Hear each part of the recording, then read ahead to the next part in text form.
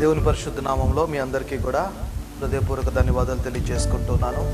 ఈ ఆదివారపు ఆరాధనని మిమ్మల్ని అందరినీ ప్రేమపూర్వకంగా ఆహ్వానిస్తూ ఉన్నాను. మరి ఈ యొక్క ఆదివారానికి ప్రత్యేకత ఉన్నది. ఈ ఆదివారం రోజు మరి పెంతెకొస్తు అనే దినముగా ఈ ఆదివారాన్ని ప్రకటించడం జరుగుతున్నది. ఇది ఒక పండగ దినముగా ప్రకటించడం జరుగుతున్నది. కాబట్టి ఈ పెంతెకొస్తు పండగ దినము, పెంతెకొస్తు అనగా 50 రోజులు, పెంతెకొస్తు అనే పండగ దినము రోజు పరిశుద్ధాత్మని మరి వారందరూ పొందుకొని విడుదల పొందుకున్నట్టుగా ఈరోజు దేవుడు తన ఆత్మని మన మీద కుమ్మరిస్తూ ఉన్నాడు. హల్లెలూయా. ప్రతి ఒక్కరూ కూడా మరి ప్రేమపూర్వకంగా సిద్ధంగా ఉండి దేవుని యొక్క మేలులు పొందుకోవటానికి మీరందరూ కూడా సిద్ధపడి ఉండవలసిందిగా ప్రభు పేరిట విజ్ఞప్తి చేస్తున్నాను. మరి ఈరోజు ప్రత్యేకమైన రీతిలో ప్రభు యొక్క నామములో మిమ్మల్ని అందరినీ కూడా ఈ పెంతెకొస్తు సర్వీస్కి మిమ్మల్ని అందరినీ ప్రేమపూర్వకంగా ఆహ్వానిస్తూ ఉన్నాను. Salvation ministries voice of salvation అనే యొక్క ఆదివారపు ఆరాధనకి మిమ్మల్ని అందరినీ ప్రేమపూర్వకంగా ఆహ్వానిస్తూ ఉన్నాను. సో మీరందరూ కూడా సంతోషంగాను సమాధానంగాను దేవుని యొక్క కృపా రెక్కల చాటును భద్రపరచబడి మరి ఆనందంతో ఉన్నారని నేను నమ్ముతున్నాను. దేవుడు మిమ్మల్ని దీవించును గాక. ఈ ఉదయకాలపు ఆరాధనలో మరి దేవుడు అనేకమైన మేలులు మన పట్ల చేయాలని మీ కుటుంబాలతో కలిసి దేవుని ఆరాధించవలసిందిగా ప్రభు పేరిట విజ్ఞప్తి చేస్తున్నాను. ఎవరు కూడా మీ పనులతోటి మరి ఈ యొక్క ఆరాధన సమయాన్ని వృధా చేసుకోకుండా మరి తర్వాత చూద్దాంలే, ఇప్పుడు టైం లేదు, ఇప్పుడు మరి వంట కార్యక్రమం చేసుకుంటూ లేదంటే పనుల్లో ఉంటూ కొంచెంసేపు పడుకొని మరి సోమరిపోతుల వలె కాకుండా తర్వాత చూద్దాంలే, మధ్యాహ్నం అయినా చూడవచ్చు, సాయంత్రం అయినా చూడవచ్చు అని అనుకుంటున్నావేమో. కానీ దేవుని మందిరంలో ఉన్నంత గొప్ప శక్తి యొక్క లైవ్ కార్యక్రమం ద్వారా నీకు అందించబడుతున్నది. కాబట్టి మరి దేవుని మందిరానికి వెళ్ళినప్పుడు ఏ రీతిగా నువ్వు అనుభవాలను పొందుకుంటావో, ఆత్మీయతను పొందుకుంటావు, అతి రీతిగా ఈరోజు కూడా మరి అతి అనుభవాలని నువ్వు పొందుకుంటూ ఉండగా దేవుని పరిశుద్ధ నామంలో మీరందరూ కూడా దీవించబడాలని నేను ఆశపడుతున్నాను. నెగ్లెక్ట్ చేయొద్దు, టైం వేస్ట్ చేసుకోవద్దు. అంత్య దినాల్లో మనం ఉన్నాము. ఈ అంతకాల దినాల్లో మనం అందరం కూడా మరి దేవుని యొక్క నామంలో ఆశీర్వదింపబడవలసిందిగా ప్రభు పేరిట విజ్ఞప్తి చేస్తున్నాను.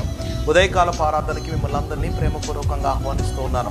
Salvation ministries voice of salvation అనే యొక్క లైవ్ కార్యక్రమం ద్వారా మీకు అందించబడుతున్న వర్తమానాలు మీకు మీ కుటుంబానికి ఆశీర్వాదకరంగా ఉన్నాయని మేము నమ్ముతున్నాను. మీ వారు ఎక్కడున్నప్పటికీ కూడా మీ కుటుంబ సభ్యులు ఎక్కడున్నా కానీ దయచేసి ఒక లైవ్ కార్యక్రమం దగ్గరికి మీరు మొబైల్ ఫోన్స్లో చూస్తున్నారో లేదంటే మరి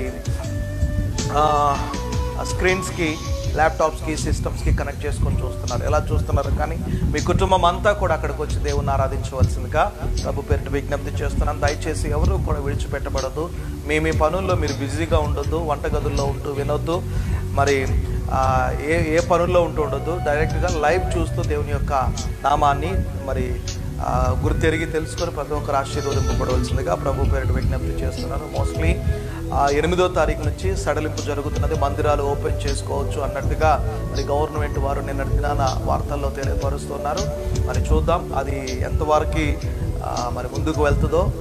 దేవుడిచ్చిన మహాకృపను బట్టి అనేకుల ప్రార్థన, మీ అందరి ప్రార్థన కూడా దేవుడు విన్నాడు. ఎందుకంటే మీ ప్రార్థన, మీ యొక్క పనులను బట్టి, మీ సత్క్రియలను బట్టి దేవుడు ఈ రీతిగా 8వ తారీఖున మరలా మందిరాలు ఓపెన్ చేసుకోవడానికి దేవుడు అవకాశం ఇస్తున్నాడు. అంటే మొదటి వారం అయిపోయిన తర్వాత మొదటి వారము ఆదివారం అయిపోతుంది. ఈరోజు 31, రేపటి నుంచి మండే స్టార్ట్ అవుతుంది. కాబట్టి అంటే జూన్ 1వ తారీఖు స్టార్ట్ అవుతుంది. 8వ తారీఖు అంటే కనుక నెక్స్ట్ మండే వస్తుంది. సో మరి ఆ నెక్స్ట్ సండే మనము ఆల్మోస్ట్ 14th సండే దేవుని యొక్క ఆరాధనలో గడపడానికి, మరి మందిరంలో మనం గడపడానికి అవకాశం ఉంది. అంటే ఒక 2 వారాల పాటు మనకి సమయం ఇవ్వబడింది. ఇంకా లాక్డౌన్ అనేది ఇంకా 2 వారాల పాటు ఎక్స్టెండ్ చేయబడింది. సో ఆ రోజు నుంచి మరి దానికి మనకి పర్మిషన్ దొరుకులాగున మనము దేవుని నామంలో మరి దేవుడు మనకి చక్కగా మరి ఆరాధించుకోవడానికి పర్మిషన్ దొరుకులాగున మీరందరూ కూడా ప్రార్థన చేయండి. మన నిమిత్తము మన సహోదరులు ఎవరైనా సరే ఇలాంటి వ్యాధులతోని, ఇలాంటి రోగాలతోని బాధపడుతున్న వారు, మరి నియర్ బై వాళ్ళ కుటుంబానికి నియర్ బై ఎవరికన్నా ఇలాంటి పరిస్థితులు ఉంటే కనుక వారి నిమిత్తము తప్పక అనుదినము మరి ప్రార్థనలో జ్ఞాపకం చేసుకోండి. దేవుడు ప్రతి ఒక్కరికి ఆరోగ్యాలని, సంతోషాన్ని, సమృద్ధి అయిన జీవాన్ని ఇవ్వాలని నేను దేవుని కోరుకుంటున్నాను. దేవుడు మిమ్మల్ని దీవించును గాక. మరి యొక్క లైవ్ కార్యక్రమం ద్వారా మీరు ఈ రీతిగా ఆశీర్వదింపబడుతున్నారని, దీవించబడుతున్నారని, ఈ లైవ్ కార్యక్రమం మీకు ఆశీర్వాదకరంగా ఉన్నదని నేను నమ్ముతున్నాను. God bless you all. ప్రార్థన చేసుకొని కార్యక్రమాన్ని ఆరంభించుకుందాం. మహాపరిశుద్ధుడైన మా ప్రభువా, నీకే స్తోత్రం చెల్లించుకుంటున్నాను. ఈరోజు ప్రత్యేకమైన ఆరాధన మమ్మల్ని అందరినీ కూడా నడిపించుకున్నందుకు నీకు వందనాలు. పెంతెకొస్తు సర్వీస్, పెంతెకొస్తు అనే పండగ దినమున వారు ఏ రీతిగా అయితే ఆత్మను పొందుకున్నారో అటు ఆత్మని మా మీద కూడా ఈ యొక్క ఉదయకాలపు ఆరాధనలో కుమ్మరిస్తున్నందుకు నీకు వందనాలు. పరిశుద్ధాత్మ శక్తితో మమ్మల్ని నింపుతున్నందుకు నీకు వందనాలు. పరిశుద్ధాత్మ కార్యాలు ఈ స్థలంలో జరిగిస్తున్న విధానాన్ని బట్టి నీకే స్తుతులు చెల్లించుకుంటున్నాను దేవా. మరి ఈ యొక్క ఉదయకాలపు ఆరాధనలో ఎవరైతే పాలు పొందుకుంటున్నారో, ఎంతమంది అయితే ఈ యొక్క లైవ్ కార్యక్రమాన్ని చూస్తున్న ప్రతి ఒక్కరి మీద కూడా నాయన పరిశుద్ధాత్మ కుమ్మరింపు మరికి జరుగునుగా ప్రార్థిస్తున్నాను దేవా. మరి ఎవరు కూడా ఏ అనారోగ్యముతోటి, ఏ అస్వస్థతతోటి పట్టబడి పీడింపబడటానికి వీల్లేదు. పూర్తిగా నీ కంట్రోల్లోకి వారిని, వారి కుటుంబాలని, వారి ప్రమిసెస్ అంతటిని కూడా తీసుకోమని అడుగుతున్నాను. యేసు క్రీస్తు నామంలో వారి పట్ల నీ యొక్క ఆ కృపను విస్తరింపచేసి నీ రక్తముతో వారిని కడగమని అడుగుతున్నాను ప్రభువా. ఏ తెగులు వారి గుడారాలకి సమీపించుకున్న పూర్తి భద్రతను ఏర్పాటు చేయండి. నీ మహిమను నాయన ఇదిగో తండ్రి వారి ఎదుట కనపరచమని అడుగుతున్నాను దేవా. ఇదిగో తండ్రి మరి నీ కృపను వారికి అనుగ్రహించి ఈరోజు ఈ లైవ్ కార్యక్రమంలో పాలు పొందుకుంటున్న ప్రతి ఒక్కరితో కూడా ప్రత్యేకమైన రీతిలో మాట్లాడమని అడుగుతున్నాను. ప్రత్యేకమైన దీవెనలు వారికి అందించమని యేసయ్య పరిశుద్ధ నామములో మరి నాయన లైవ్ అంతా కూడా ఎలాంటి డిస్టర్బెన్స్ లేకుండా ఇంటర్నెట్ ద్వారా కావచ్చు, ఎలక్ట్రిసిటీ ద్వారా కావచ్చు, మరి నాయన ఎక్కడా కూడా నాయన ఎలాంటి డిస్టర్బెన్స్ ఆటంకమా నాయన ఇదిగో తండ్రి జరగకుండా పూర్తిగా నీకు కంట్రోల్లోకి తీసుకొని నడిపించండి. నీ దీనదాసుని నన్ను నీ సిలువ చాటును మరుగుపరచమని అడుగుతున్నాను మరి నాయన ఇదిగో తండ్రి. మరి నువ్వు ఒక్కడవే మహిమను పొందుకోండి తండ్రి. మరి దీనదాసుని అయా అదిగో దేనికి పనికిరాని వాడిని నన్ను పిలుచుకొని ఏర్పాటు చేసుకొని అనేకులకి సువార్తను ప్రకటించడానికి నన్ను నిలవపెట్టుకున్న విధానాన్ని బట్టి నీకు స్తుతులు చెల్లించుకుని మీరే నాయన ఎదుగు తండ్రి నీ శక్తి ద్వారా మమ్మల్ని నడిపించమని తండ్రి. ఆరాధనలో మీరు మాకు తోడుగా ఉండండి, వాక్యంలో మీరు మాకు తోడుగా ఉండి, చివరి ప్రార్థనలో కూడా మీరు మాకు తోడుగా ఉండి నడిపించమని యేసయ్య పరిశుద్ధ నామములో అడిగి వేడుకుంటూ ప్రార్థిస్తున్నాను తండ్రి. ఆమేన్. దేవుని స్తోత్రం. మీ అందరికీ కూడా హృదయపూర్వక ధన్యవాదాలు తెలియజేసుకుంటున్నాను. దయచేసి మీ పనుల్లో ఉండి ఒక లైవ్లో ఏకీభవించొద్దు. తర్వాత చూద్దామని చెప్పేసి ఎవరు కూడా నెగ్లిజెన్సీతో ఉండొద్దు. పూర్తిగా లైవ్ కార్యక్రమం అయ్యేంత వరకు మనం దేవుని ఆరాధనలో ఉన్నప్పుడు ఎంత భక్తితోనూ శ్రద్ధలతోనూ మర్యాదతో ఉంటాము. కొంతమంది అయితే నేను కొంతమందిని గమనించాను, వారు నీట్గా రెడీ అయ్యి మందిరానికి ఎలాగైతే వస్తారో అదే మాదిరిగా వాళ్ళు రెడీ అయ్యి లైవ్ కార్యక్రమాన్ని చూస్తూ ఉన్నారు. వారిని బట్టి దేవుడు ఎంతగానో మహిమపరచబడుతున్నారు. ఎందుకంటే వారి మందిరంలో ఏ రీతిగా వారి ప్రవర్తన ఉన్నదో మరి ఇంటి దగ్గర కూడా లైవ్లో ఏకీభవిస్తున్నప్పుడు కూడా చక్కగా పద్ధతిగా రెడీ అయ్యి మరి నీట్గా దేవుని యొక్క సన్నిధిలో ఏ రీతిగా గడపాలో అటు రీతిగా వారు గడుపుతున్నారు. వారిని బట్టి దేవుడు మహిమపరచబడును గాక. ఆమేన్. కాబట్టి మరి మీరు కూడా అటు రీతిగానే సిద్ధపడి బ్రష్ చేసుకోకుండా సర్వీస్లో పాలు పొందుకోవద్దు. చక్కగా బ్రష్ చేసుకొని నీట్గా రెడీ అయ్యి మరి దేవుని యొక్క ఆరాధనలో ఎవరు చూస్తారులే అనుకోవద్దు. ఎవరు చూస్తారని కాదు, దేవుడు చూస్తున్నాడని మీరు గ్రహించాలి. నేను చూసినా చూడకపోయినా, సేవకుడు చూసినా చూడకపోయినా, పక్కవారు చూసినా చూడకపోయినా, సో దేవుడు చూస్తున్నాడని గ్రహింపగలిగి దేవుని ఆరాధించవలసిందిగా ప్రభు పేరిట విజ్ఞప్తి చేస్తున్నాడు. ఈరోజు ప్రత్యేకమైన దీవెనలు ప్రతి ఒక్కరి మీద కుమ్మరింపబడుతున్నాయి. హల్లెలూయా. కాబట్టి దేవుని వాక్యాన్ని మరి కొన్ని పాటలు పాడుకుంటూ దేవుని ఆరాధించుకుందాం, దేవుని స్తుతించుకుందాం. ఏ తెగులు నీ గుడారమును సమీపించదనే పాట పాడుకుంటూ దేవుని స్తుతించుకుందాం. ఏ తెగులు నీ గుడారము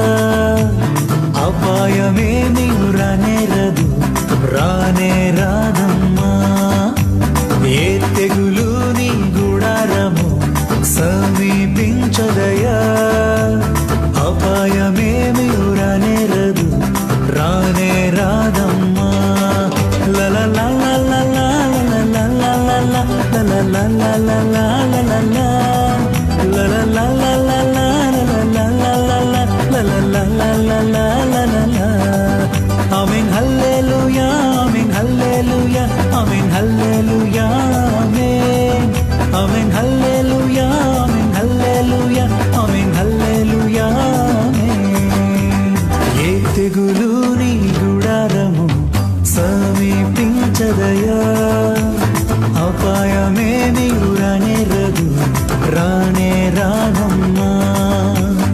ఏ తెగులు నీ గుడారము సమీపించదయా, అపాయమేమి రానేరదు రానే రానమ్మా.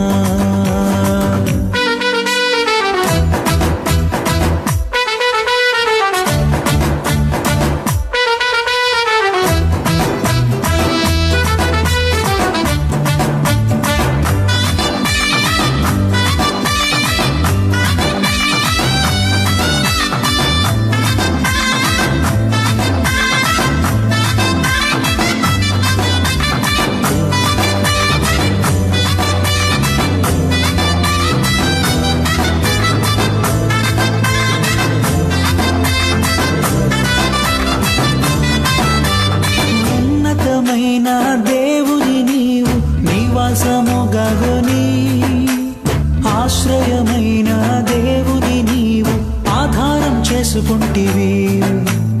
ఉన్నతమైన దేవుని నీవు నివాసముగని, ఆశ్రయమైన దేవుని నీవు ఆధారం చేసుకుంటివి.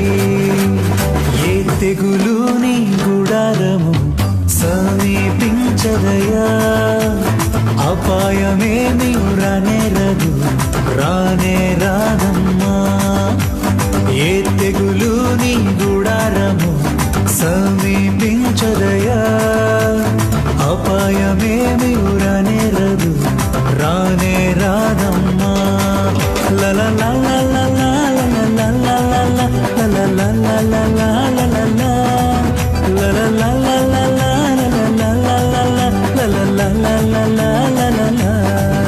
Amen, hallelujah, amen, hallelujah, amen, hallelujah, amen.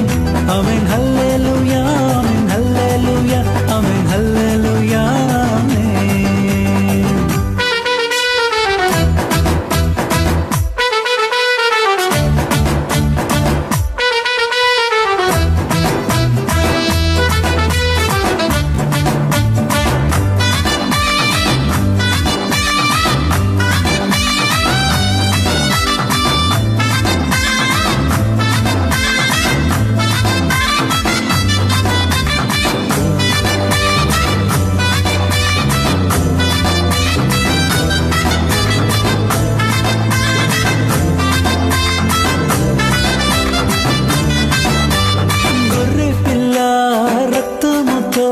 సాతాను జయించితివి, ఆత్మతోను వాక్యముతో అనుదినం జయించెదము. గొర్రె పిల్ల రక్తముతో సాతాను జయించితివి, ఆత్మతోను వాక్యముతో అనుదినం జయించెదము. ఏ తెగులు నీ గుడారము సమీపించదయా, అపాయమేమి రానేరదు రానే రాగమ్మా. ఏ తెగులు నీ గుడారము సమీపించదయా, అపాయమేమి రానేరదు రానే రాగమ్మా.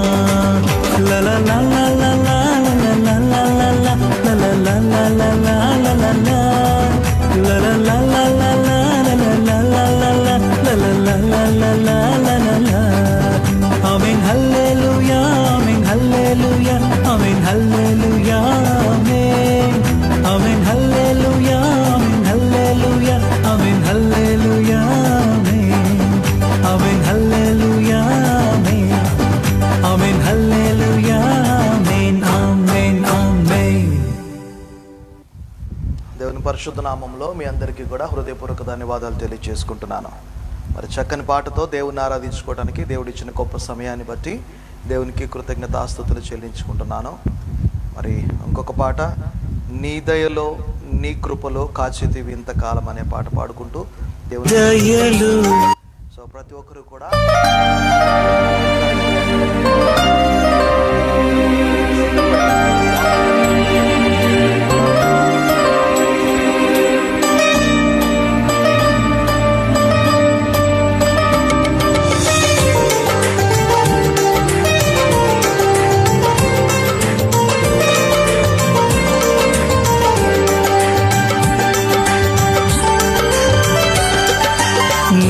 దయలు నీ కృపలు కాచితివి గత కాలము. నీ దయలు నీ నీడలు దాచుమయ జీవితాంతము. నీ ఆత్మతో నన్ను నింపుమా, నీ సేవలో ఫలింపగా దేవా. దేవా నీ దయలు నీ కృపలు కాచితివి గత కాలము. నీ దయలు నీ నీడలు దాచుమయ జీవితాంతము.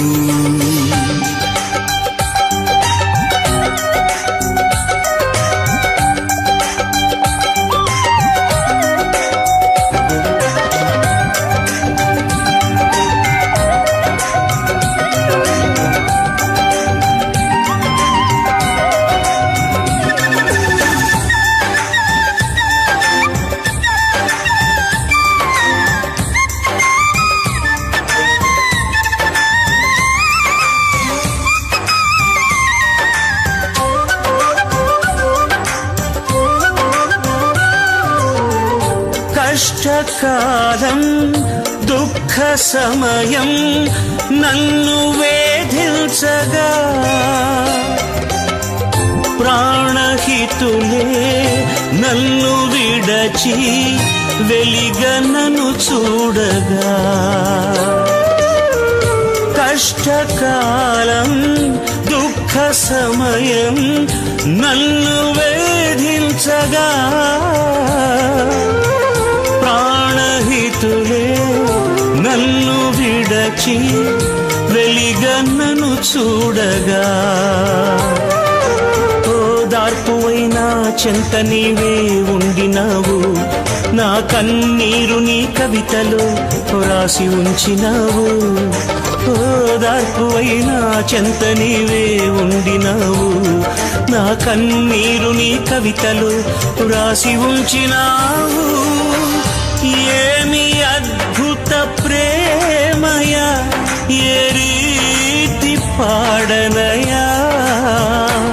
నీవేనా మార్గము, నీవేనా జీవము, నీవేనా గమ్యము, నీవేనా సర్వము. నా మనసు తీర నిన్ను పాడి పొగడెద దేవా.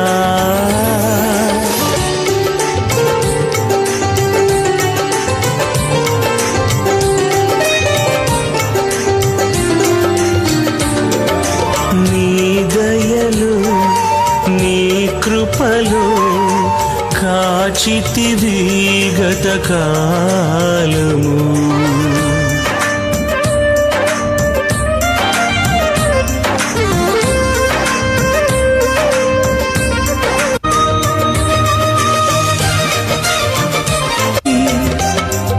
వట్టి పాత్రను మహిమతో నింపి మార్గము నీవైతివి. ఏ యోగ్యతయు లేని నాయడ నీ కృప చూపితివి. వట్టి పాత్రను మహిమతో నింపి మార్గము నీవైతివి. నీ చిత్తమే నా యందు నెరవేర్పవ్వాలని, నీ సేవయే నా శ్వాసగా కడవరకు నిలవాలని. నీ చిత్తమే నా యందు నెరవేర్పవ్వాలని, నీ సేవయే నా శ్వాసగా కడవరకు నిలవాలని. నామది నిండెను ఆశతో నీ పాడెదా స్తుతి గీతం. నీవెనా తోడుగా, నీవెనా నీడగా, ఆత్మతో నింపుమా, శక్తి నా కొసగుమా. నా చేయి పట్టి నన్ను నీతో నడుపుము దేవా. నీ దయలు నీ కృపలు కాచితివి గతకాలము, నీ దయలు నీ నీడలు దాచుమయ జీవితాంతము. నీ ఆత్మతో నన్ను నింపుమా, నీ సేవలో ఫలింపగా దేవా. దేవా నీ దయలు నీ నీడలు దాచుమయ జీవితాంతము.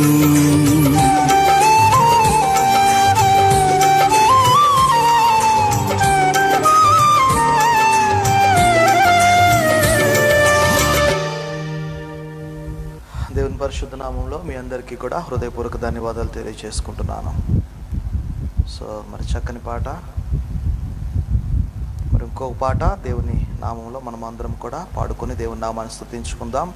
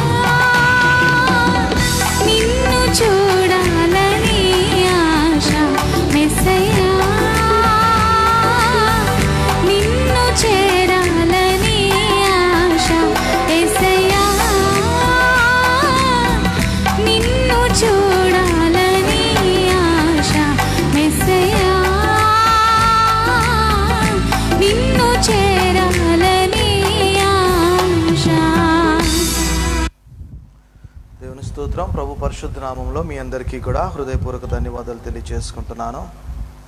మరి చివరి పాట పాడుకొని తర్వాత వాక్య భాగంలోకి వెళ్దాం. ఆరాధన చేసుకొని చివరి పాట పాడుకొని ఆ తర్వాత ఆరాధన చేసుకొని వాక్య భాగంలోకి వెళ్దాం. కాబట్టి ప్రతి ఒక్కరు కూడా దేవుని ఆరాధించవలసిందిగా మరొకసారి మిమ్మల్ని అందరినీ కూడా ప్రేమపూర్వకంగా salvation ministries voice of salvation అనే ఒక లైవ్ కార్యక్రమానికి మిమ్మల్ని అందరినీ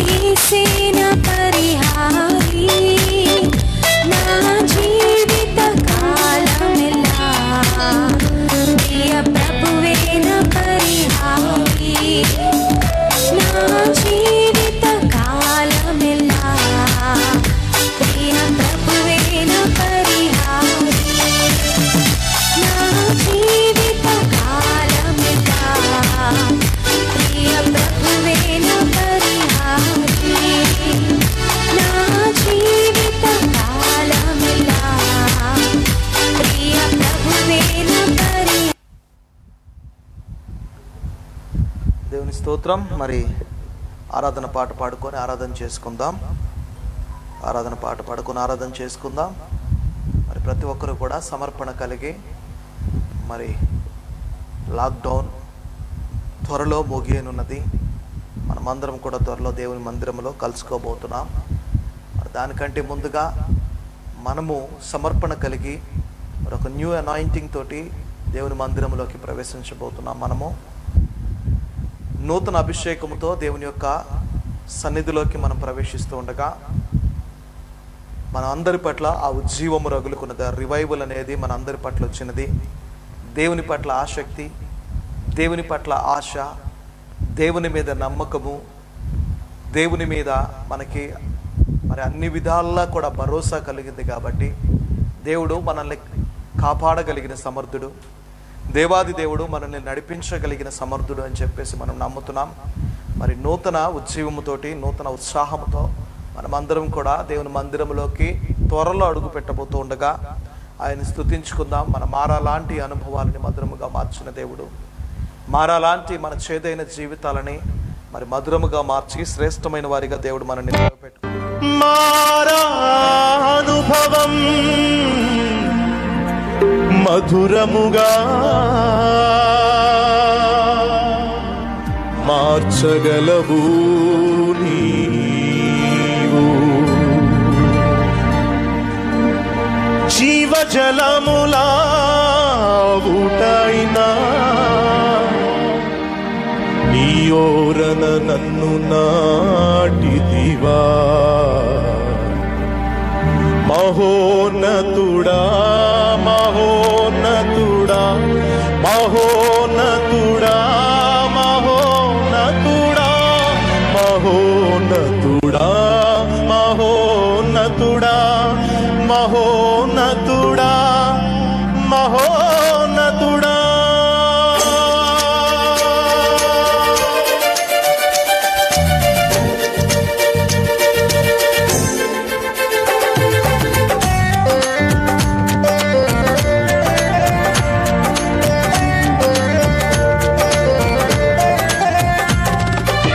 కనపరిచే వారికి కనపరిచినంత శక్తితో దేవుని ఆరాధన చేద్దాం.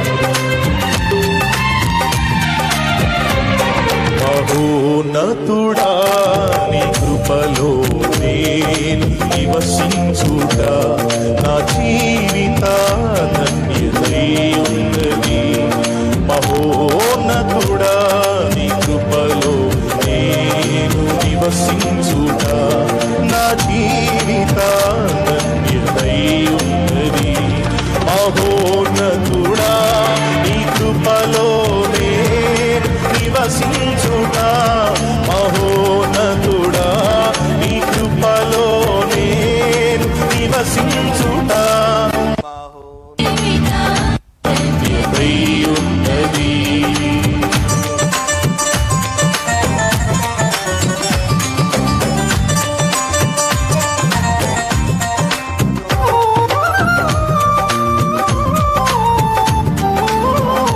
మనస్ఫూర్తిగా మన జీవితాలను, ఎండిపోయిన మోడుబారిపోయిన జీవితాలను చిగురింపజేయగలిగిన మన మహోన్నతుడైన దేవుని స్తుతించండి. చప్పట్లు కొడుతూ పాడుతూ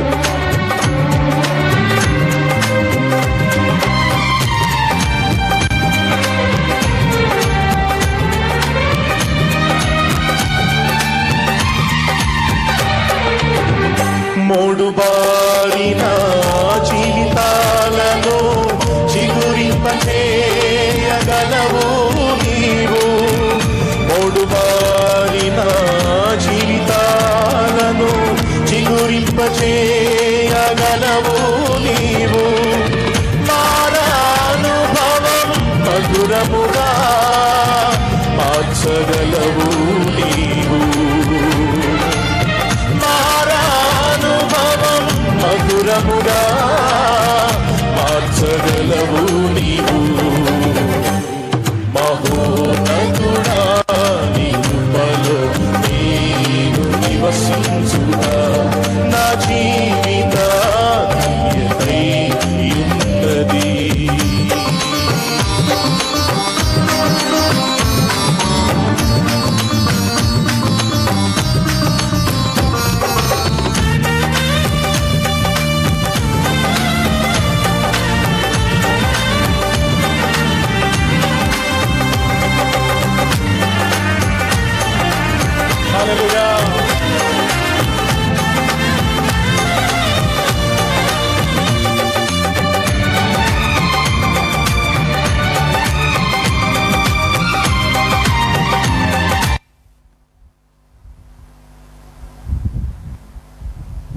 తెరిచారు. దేవుడు నిన్ను నన్ను దర్శించి 3 బారికల జీవితాల్లో చిగురింపు చేయగలడు. ఆరా అనుభవం మధురముగా మార్చగలడు. ఆత్మ ఫలములు ఫలించుటకు జీవజలములో ఓడైన ఎవరు నాటగలిగిన దేవుని అందరూ నిలబడి ప్రభువును ఆరాధించేద్దాం. ఆయన స్వాస్థ్యముగా, ఆయన సొత్తైన ప్రజలుగా వాడబారిని స్వాస్థ్యము పరమందు దాచించిన మన ప్రభువు. వాడబారని స్వాస్థ్యము నాకై పరమందు దాచి ఉంచితివా. వాడబారని స్వాస్థ్యము నాకై పరమందు దాచి ఉంచితివా. వాగ్దాన ఫలము అనుభవింపా నీ కృపతో నన్ను పిలిచితివా. వాగ్దాన ఫలము అనుభవింపా నీ కృపతో నన్ను పిలిచితివా. మహోన్నతుడా నివసించునా. మహోన్నతుడా నీ కృపలో నేను నివసించునా. మహో నీ కృపలో నేను నివసించునా. స్వరాలు తిప్పాల. ధన్యకరమైన జీవితాలు ఆయన కృపలో నివసించును. నతుడా నీ కృపలో నేను నివసించునా. నా జీవిత ధన్యమై ఉన్నది. మహోన్నతుడా మహోన్నతుడా మహోన్నతుడా మహోన్నతుడా. చేతులెత్తి ఆరాధన చేద్దాం. ఆకాశ మహాకాశములు పట్టసాలని ఆ యేసయ్య వైపులో, నా తండ్రి మహోన్నతుడమైన దేవా నీ కృప నాకు జీవము కంటే ఉత్తమమైనది. నతుడా మహోన్నతుడా మహోన్నతుడా మహోన్నతుడా మహోన్నతుడా మహోన్నతుడా మహోన్నతుడా. సర్వ కృపాదిత్యం తండ్రి సర్వోన్నతుడు శక్తితో మహోన్నతుడా మహోన్నతుడా మహోన్నతుడా మహోన్నతుడా మహోన్నతుడా మహోన్నతుడా మహోన్నతుడా మహోన్నతుడా. స్తోత్రం నాయనా. ఏ యోగ్యత లేని మాకు ఈ కృపనిచ్చినావు. నీకు స్తోత్రం నాయనా. స్తోత్రం నాయనా. హల్లెలూయా హల్లెలూయా. యేసయ్యా మహోన్నతుడా మహోన్నతుడా మహోన్నతుడా మహోన్నతుడా మహోన్నతుడా మహోన్నతుడా. నీ కృపలో నేను నివసించునా. నా జీవిత ధన్యమై ఉన్నది. మహోన్నతుడా నీ కృపలో నేను నివసించునా. నా జీవిత ధన్యమై ఉన్నది. మహోన్నతుడా నీ కృపలో నేను నివసించునా. మహోన్నతుడా నీ కృపలో నేను నివసించునా. మహోన్నతుడా నీ కృపతుడా మహోన్నతుడా మహోన్నతుడా మహోన్నతుడా మహోన్నతుడా మహోన్నతుడా నీ కృపలో నేను నివసించునా. నా జీవిత ధన్యమై ఉన్నది. మహోన్నతుడా నీ కృపలో నేను నివసించునా. నా జీవిత ధన్యమై ఉన్నది. మహోన్నతుడా నీ కృపలో నేను నివసించునా. మహోన్నతుడా నీ కృపలో నేను నివసించునా. మహోన్నతుడా మహోన్నతుడా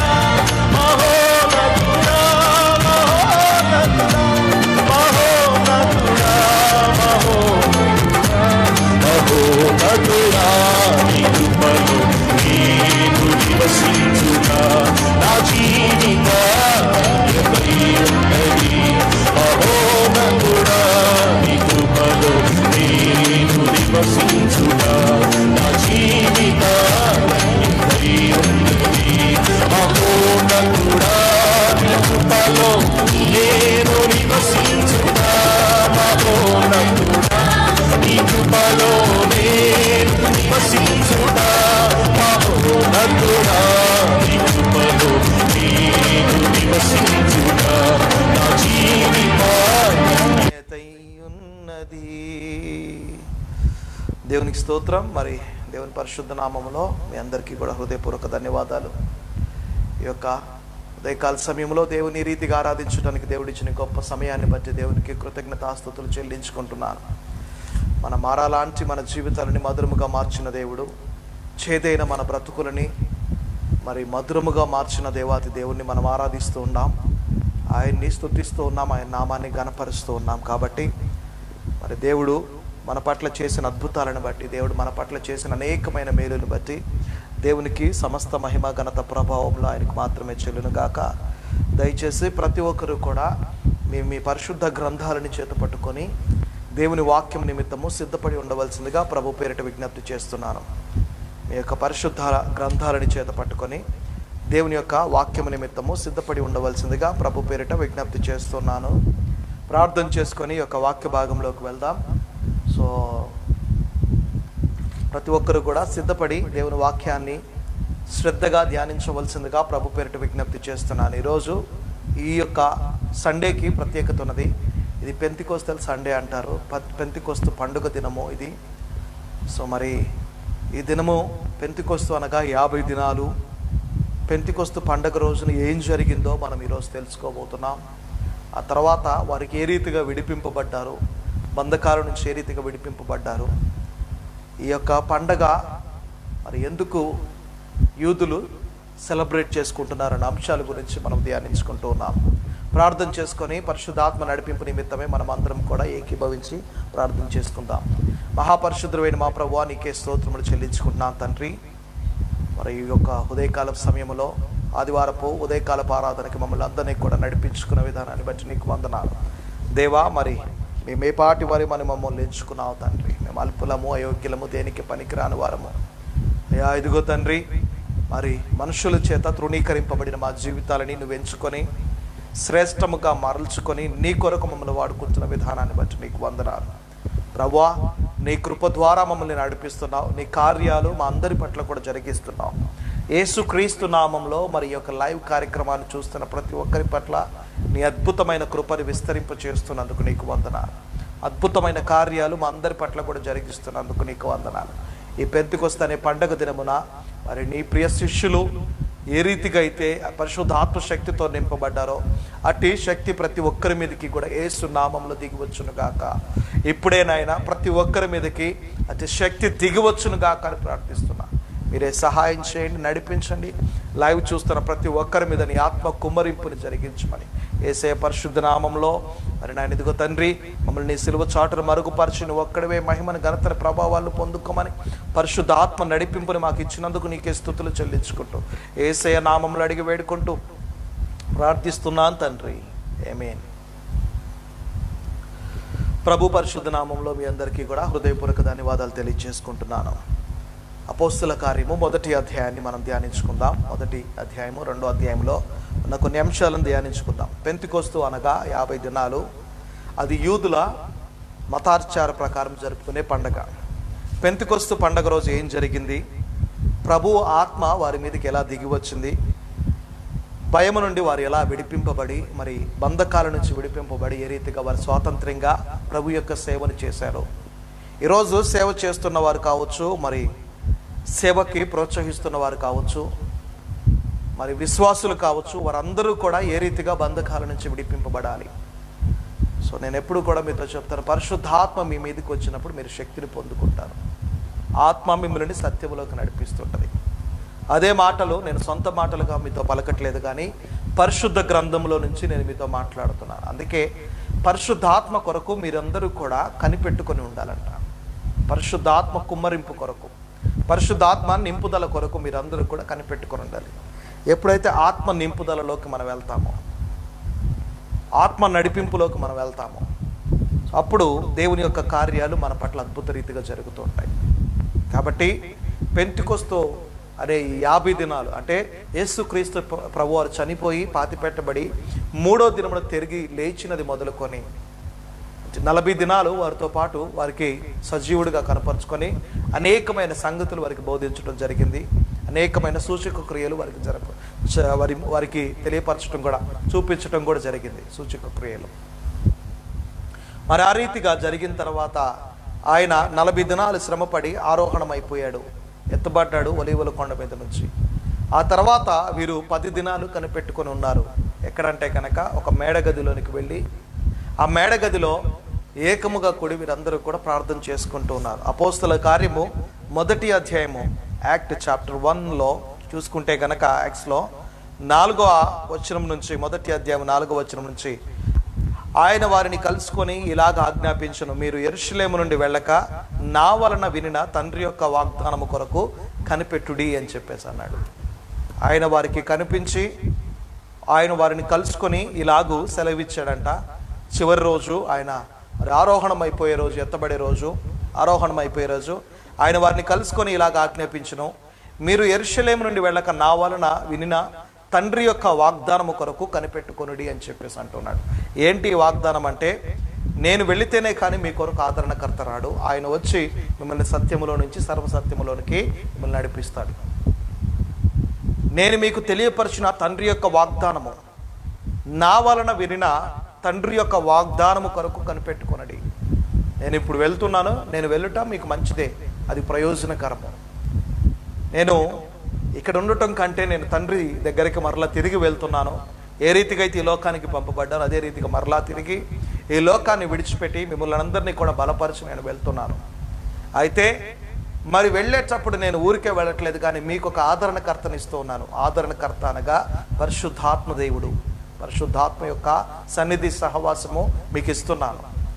ఆయన మీకు సమస్తమును బోధిస్తాడు. ఎక్కడ ఏం మాట్లాడాలి, ఎక్కడ ఏ రీతిగా ప్రవర్తించాలి, మరి ఎలా ఉండాలి అన్న సత్యాన్ని మీకు బోధిస్తూ ఉంటాడు. కాబట్టి ఆయన వారిని కలుసుకొని ఇలా ఆజ్ఞాపించిన, మీరు యెరూషలేము నుండి వెళ్ళక నా వలన వినిన తండ్రి యొక్క వాగ్దానము కొరకు కనిపెట్టుకొనిడి అని చెప్పేసి అంటున్నాడు. ఆ తర్వాత ఆయనను పరిశుద్ధాత్మ మీ మీదకి వచ్చినప్పుడు మీరు శక్తి నొందెదరు గనుక మీరు యెరూషలేములోను యూదయ సమరయ దేశములందంతటను భూదిగంతముల వరకు నాకు సాక్షులై ఉందరని వారితో చెప్పాను. పరిశుద్ధాత్మ మీ మీదకి వచ్చినప్పుడు నా వలన పొందిన తండ్రి యొక్క వాగ్దానం కొరకు కనిపెట్టుకోండి. ఆ వాగ్దానం ఏంటంటే కనుక పరిశుద్ధాత్మ దేవుని యొక్క కుమ్మరింపు మీ జీవితాల్లో జరుగుతున్నది.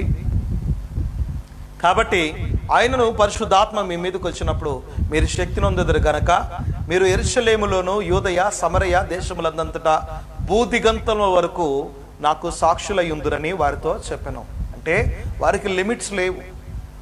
భూదిగంతముల వరకు, ఆ ఎడ్జ్ నుంచి ఈ ఎడ్జ్ వరకు అన్ని ప్రాంతాలు వారు కవర్ చేసుకుంటూ ఉంటారంట. ఈరోజు మరి దేవుని యొక్క సువార్త మరి ఎన్ని కంట్రీస్ అయితే ఉన్నాయో అన్ని కంట్రీస్లలో దేవుని యొక్క సువార్త ప్రకటింపబడుతున్నది. ఎన్ని దేశాలు ఉన్నాయో ఈ భూప్రపంచంలో అన్ని దేశాల్లో మరి ఇది ఎవరి ద్వారా సాధ్యమైందంటే ఆనాడు యేసుక్రీస్తు ప్రభువారు ఆయన అపోస్తలు 12 మందిని ఏర్పాటు చేసుకున్నాడు. ఆయన ఆరోహణం అయిపోయిన తర్వాత వారి ద్వారానే మరి ఈ యొక్క సువార్త విస్తరింపబడుతూ జరుగుతున్నది. అపోస్తలు చేసిన సేవ ఏంటంటే కనుక మరి అనేక మందిని విశ్వాసులుగా మారుస్తూ మరి అనేక మందిని దేవుని యొక్క దాసులుగా అంటే ఆయన శిష్యులుగా తయారు చేస్తున్నారు. తద్వారా ఈ సేవ అనేది ఎక్కడా కూడా ఆగకుండా కొన్ని వందల సంవత్సరాల నుంచి 2000 సంవత్సరాల నుంచి ఈ యొక్క సేవ ముందుకి కొనసాగింపబడుతున్నది. ఆ రోజుల్లో ఉన్న సేవా పరిచర్య కంటే ఈరోజు ఇంకా ఎక్కువగా విస్తరింపబడింది. మరి బిఫోర్ లాక్డౌన్ కంటే లాక్డౌన్లో ఉన్నప్పుడు దేవుని యొక్క పరిచర్య విస్తృతంగా జరుగుతున్నది. ఎందుకంటే నా మట్టుకు నేను చూసుకుంటే లాక్డౌన్ ముందు సండే వెడ్నెస్డే మాత్రమే చర్చికి సంబంధించిన సర్వీసెస్ ఉండేవి. సండే రోజు మార్నింగ్ ఈవినింగ్ సర్వీస్, వెడ్నెస్డే రోజు ఫాస్టింగ్ సర్వీస్ ఉండేది.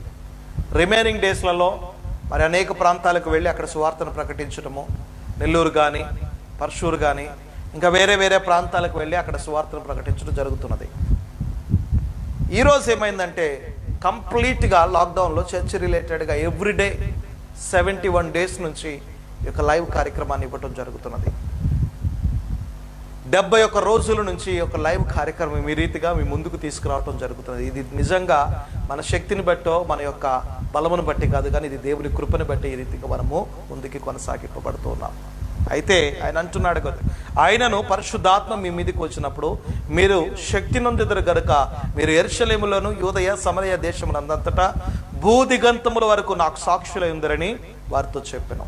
భూదిగంతాల వారికి దేవునికి సాక్షులై ఉంటామన్నమాట. తర్వాత చూడండి 13వ అధ్యాయంలో వారు పట్టణంలో ప్రవేశించి 13వ వచనంలో మొదటి అధ్యాయము వారు పట్టణంలో ప్రవేశించి తాము బస చేయుచుండిన మేడగదిలోనికి ఎక్కిపోయిరి. వారెవరనగా పేతురు, యోహాను, యాకోబు, అంద్రెయ, ఫిలిప్పు, తోమా, బర్తలోమయి, మత్తయి, అల్ఫయి కుమారుడగు యాకోబు, జెలోతే అనబడిన సీమోను, యాకోబు కుమారుడగు యూదా అనువారు. వీరితో కూడా కొందరు స్త్రీలను, యేసు తల్లి అయిన మరియయు ఆయన సహోదరులను ఏక మనసుతో ఎడతెగక ప్రార్థన చేయుచుండిరి. ఆ కాలమందు ఇంచుమించు 120 మంది సహోదరులు కూడి ఉండగా పేతురు వారి మధ్య నిలిచి ఇట్లనెను. చూడండి, వీరందరూ కలిసి వారు పట్టణంలో ప్రవేశించి తాము బస చేయుచుండిన మేడగదిలోనికి ఎక్కిపోయారంట. మేడగదిలోనికి ఈ పెంతెకొస్తు పండగ దినం రోజు, మరి దానికంటే ముందుగా వీరందరూ ఏం చేస్తున్నారంటే యేసుక్రీస్తు ప్రభువారు ఆరోహణం అయిపోయి వారికి అనేక సంగతులు బోధించిన తర్వాత వారు మేడగదిలోనికి వెళ్ళిపోయి ఎడతెగక ప్రార్థన చేస్తున్నారంట. యేసుక్రీస్తు ప్రభువారి యొక్క శిష్యులు, అలాగే కొందరు స్త్రీలు, యేసు తల్లియు మరియయు ఆయన సహోదరులను ఏక మనసుతో ఎడతెగక ప్రార్థన చేస్తున్నారంట. శిష్యులు కావచ్చు, కొంతమంది స్త్రీలు కావచ్చు, యేసుక్రీస్తు ప్రభువారి యొక్క తల్లి మరి మరియా ఆ తల్లియు మరియయు ఆయనతో పాటు ఆయన సహోదరులు, వారితో పాటు ఆయన సహోదరులు ఏక మనసుతో ఎడతెగక ప్రార్థన చేస్తున్నారు. ఆ కాలమందు ఇంచుమించు 120 మంది సహోదరులు కూడి ఉన్నారట. అక్కడ ఇంచుమించు 120 మంది అక్కడ కూడి ఉండి వారందరూ కలిసి ఏక మనసుతో ప్రార్థన చేస్తున్నారట. దేని కొరకు? ప్రభువారు దేని కొరకైతే కనిపెట్టుకొని ఉండమన్నాడో, యెరూషలేములో నుండి యెరూషలేము నుంచి విడిచిపెట్టి వెళ్ళొద్దు అన్నాడు. యెరూషలేములో నుండి ఉండండి, దాన్ని విడిచిపెట్టి వెళ్ళొద్దు, మీరు కనిపెట్టుకొని ఉండండి అన్నాడు. దేని కొరకు అంటే కనుక కనిపెట్టుకొనటం అంటే ప్రార్థన చేయటం అని అర్థం. ప్రభు అన్నాడు కనిపెట్టుకొని ఉండండి అంటే మీరు ప్రార్థన చేస్తూ ఉండండి, అకస్మాత్తుగా పరిశుద్ధాత్మ మీ మీదకి కుమ్మరింపబడుతుంది. హల్లెలూయా. సో అకస్మాత్తుగా, అది ఎప్పుడు అన్నది, ఎప్పుడు ఏ టైంలో ఏ గడియలు అన్నది ఎవరికి తెలియదు. కానీ మీరు కనిపెట్టుకొని ఉండండి, ప్రార్థన చేస్తూ ఉండండి ఎడతెగక. ఒక అంశం నిమిత్తము మరి ప్రార్థన చేస్తున్నప్పుడు దాని యొక్క నమూనాలు పొందుకునేంత వరకు కూడా కనిపెట్టుకొని ప్రార్థన చేస్తూ ఉండండి. దేని విషయమైనా సరే నువ్వు ప్రార్థన చేస్తున్నప్పుడు మరి కంటిన్యూస్గా కనిపెట్టుకొని ప్రార్థన చేస్తూ ఉండండి. నువ్వు కనిపెట్టుకొని చేస్తున్న ప్రార్థనకి దేవుడు వెనువెంటనే జవాబుదాయి చేస్తాడు. Some times it may goes delay, అది కొన్ని సందర్భాల్లో డిలే అవ్వచ్చు. అయినప్పటికీ కూడా దేవుడు నమ్మదగిన వాడు, ఆపత్కాలంలో నమ్మదగిన వాడు, ఆయన మనకి సహాయకుడుగా ఉన్నాడు. కాబట్టి మరి నువ్వు కనిపెట్టుకొని ఎడతెగక ప్రార్థన చేస్తున్నప్పుడు, కొంతమంది కొన్ని దినాలు ప్రార్థన చేసి ఇక ఇది జరగదు అని వదిలేస్తూ ఉంటారు, ఇది దేవుని చిత్తం కాదు అని చెప్పేసి. But you need to wait upon the Lord. దేవుని మీద ఆధారపడటం నేర్చుకోవాలి. దేవుని మీద ఆధారపడి ఆయన యొక్క వాగ్దానం కొరకు కనిపెట్టుకొని ఉండాలి. నీకు ఇవ్వబడిన వాగ్దానము నెరవేర్చబడాలి అంటే గనక నువ్వేం చేయాలంటే కనిపెట్టి దాన్ని ఎడతెగక దాని నిమిత్తమే ప్రార్థన చేస్తూ ఉండాలి. కనిపెట్టుకొని ఉండాలి. కనిపెట్టుకోకుండా మరి ప్రార్థన చేయకుండా వాగ్దానం నెరవేర్చబడాలి అంటే కనుక అది ఎంత మాత్రం మీకు కూడా వర్కౌట్ కాదు.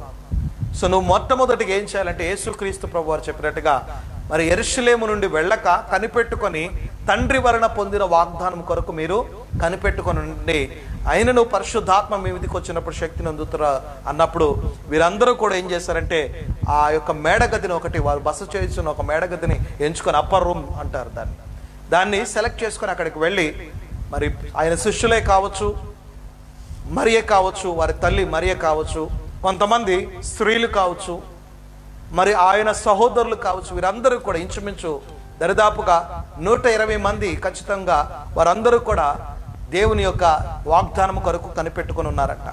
అప్పుడు 2వ అధ్యాయంలో చూసుకుంటే కనుక మనకి ఈ రీతిగా రాయబడి ఉన్నది. అక్కడ చూడండి, పేతురు లేచి పైన చూసుకుంటే గనక పేతురు లేచి ఈ విధంగా మాట్లాడసాగెను. 2వ అధ్యాయం ఒకసారి చూడండి, 2వ అధ్యాయం 1వ వచనం నుంచి ఒకసారి చదువుకుందాం. పెంతెకొస్తు పండుగ దినము వచ్చినప్పుడు అందరూ ఒక చోట కూడి ఉండిరి. అప్పుడు వేగముగా వీచు బలమైన గాలి వంటి ఒక ధ్వని ఆకాశము నుండి అకస్మాత్తుగా వారు కూర్చుని ఉన్న ఇల్లంతయు నిండెను. మరియు అగ్ని జ్వాలల వంటి నాలుకలు విభాగింపబడినట్టుగా వారికి కనబడి వారిలో ఒక్కొక్కని మీద వ్రాలగా అందరూ పరిశుద్ధాత్మతో నిండిన వారై ఆ ఆత్మ వారికి వాక్శక్తి అనుగ్రహించిన కొలది అన్య భాషలతో మాట్లాడసాగిరి. ఆ కాలమున ఆకాశము క్రింద నుండి ప్రతి జనములో నుండి వచ్చిన భక్తిగల యూదులు యెరూషలేములో కాపురముండిరి. చాలండి, ఇక్కడ చూడండి, పెంతెకొస్తు పండగ దినం వచ్చినప్పుడు అందరూ ఒక చోట కూడి ఉండిరి. అంటే ఈ రోజు పెంతెకొస్తు పండగ దినం అంటే ఈ రోజు అన్నమాట. యేసుక్రీస్తు ప్రభువారు, మనం ఈస్టర్, ఆయన మరి గుడ్ ఫ్రైడే తర్వాత ఈస్టర్ అవన్నీ చూసుకుంటే కనుక, ఈస్టర్ తర్వాత చూసుకుంటే కనుక ఆయనకు వారికి కనపడుకొని ఆ తర్వాత వారు కనిపెట్టుకుని ఉన్నారు. ఆ పెంతెకొస్తు అంటే 50 దినాల తర్వాత ఆ పండగ దినం వచ్చినప్పుడు వారందరూ ఒక చోట కూడి, ఆ 120 మంది ఎవరైతే ఉన్నారో వారందరూ ఒక చోట కూడి ఉండి మరి వారు ఏక మనసుతో ఎడతెగక ప్రార్థన చేస్తున్నారు. దేని కొరకు అంటే పరిశుద్ధాత్మ కుమ్మరింపు కొరకు. అప్పుడు వేగముగా వీచు బలమైన గాలి వంటి ఒక ధ్వని ఆకాశం నుండి అకస్మాత్తుగా వారు కూర్చుని ఉండే ఇల్లంతటా నిండెను. మరియు అగ్ని జ్వాలల వంటి నాలుకలు విభాజింపబడినట్టుగా వారికి కనబడి వారితో ఒక్కొక్కరి మీద వాలగా అందరూ పరిశుద్ధాత్మతో నిండిన వారై ఆత్మ వారికి వాక్శక్తి అనుగ్రహించిన కొలది అన్య భాషల్లో మాట్లాడసాగారంట. ప్రతి ఒక్కరు అక్కడ ఎవరైతే కనిపెట్టుకుని ఉన్నారో వారందరి మీద కూడా పరిశుద్ధాత్మ శక్తి కుమ్మరింపు వచ్చేసింది. మేడగదిలోకి వెళ్ళి వాళ్ళు ఎడతెగక ప్రార్థన చేస్తున్నారు. దానియేలు కూడా తన పై గదిలోనికి వెళ్ళి యెరూషలేము తట్టు కిటికీలు తెరిచి దినముకి 3 మార్లు ప్రార్థన చేసేవాడు.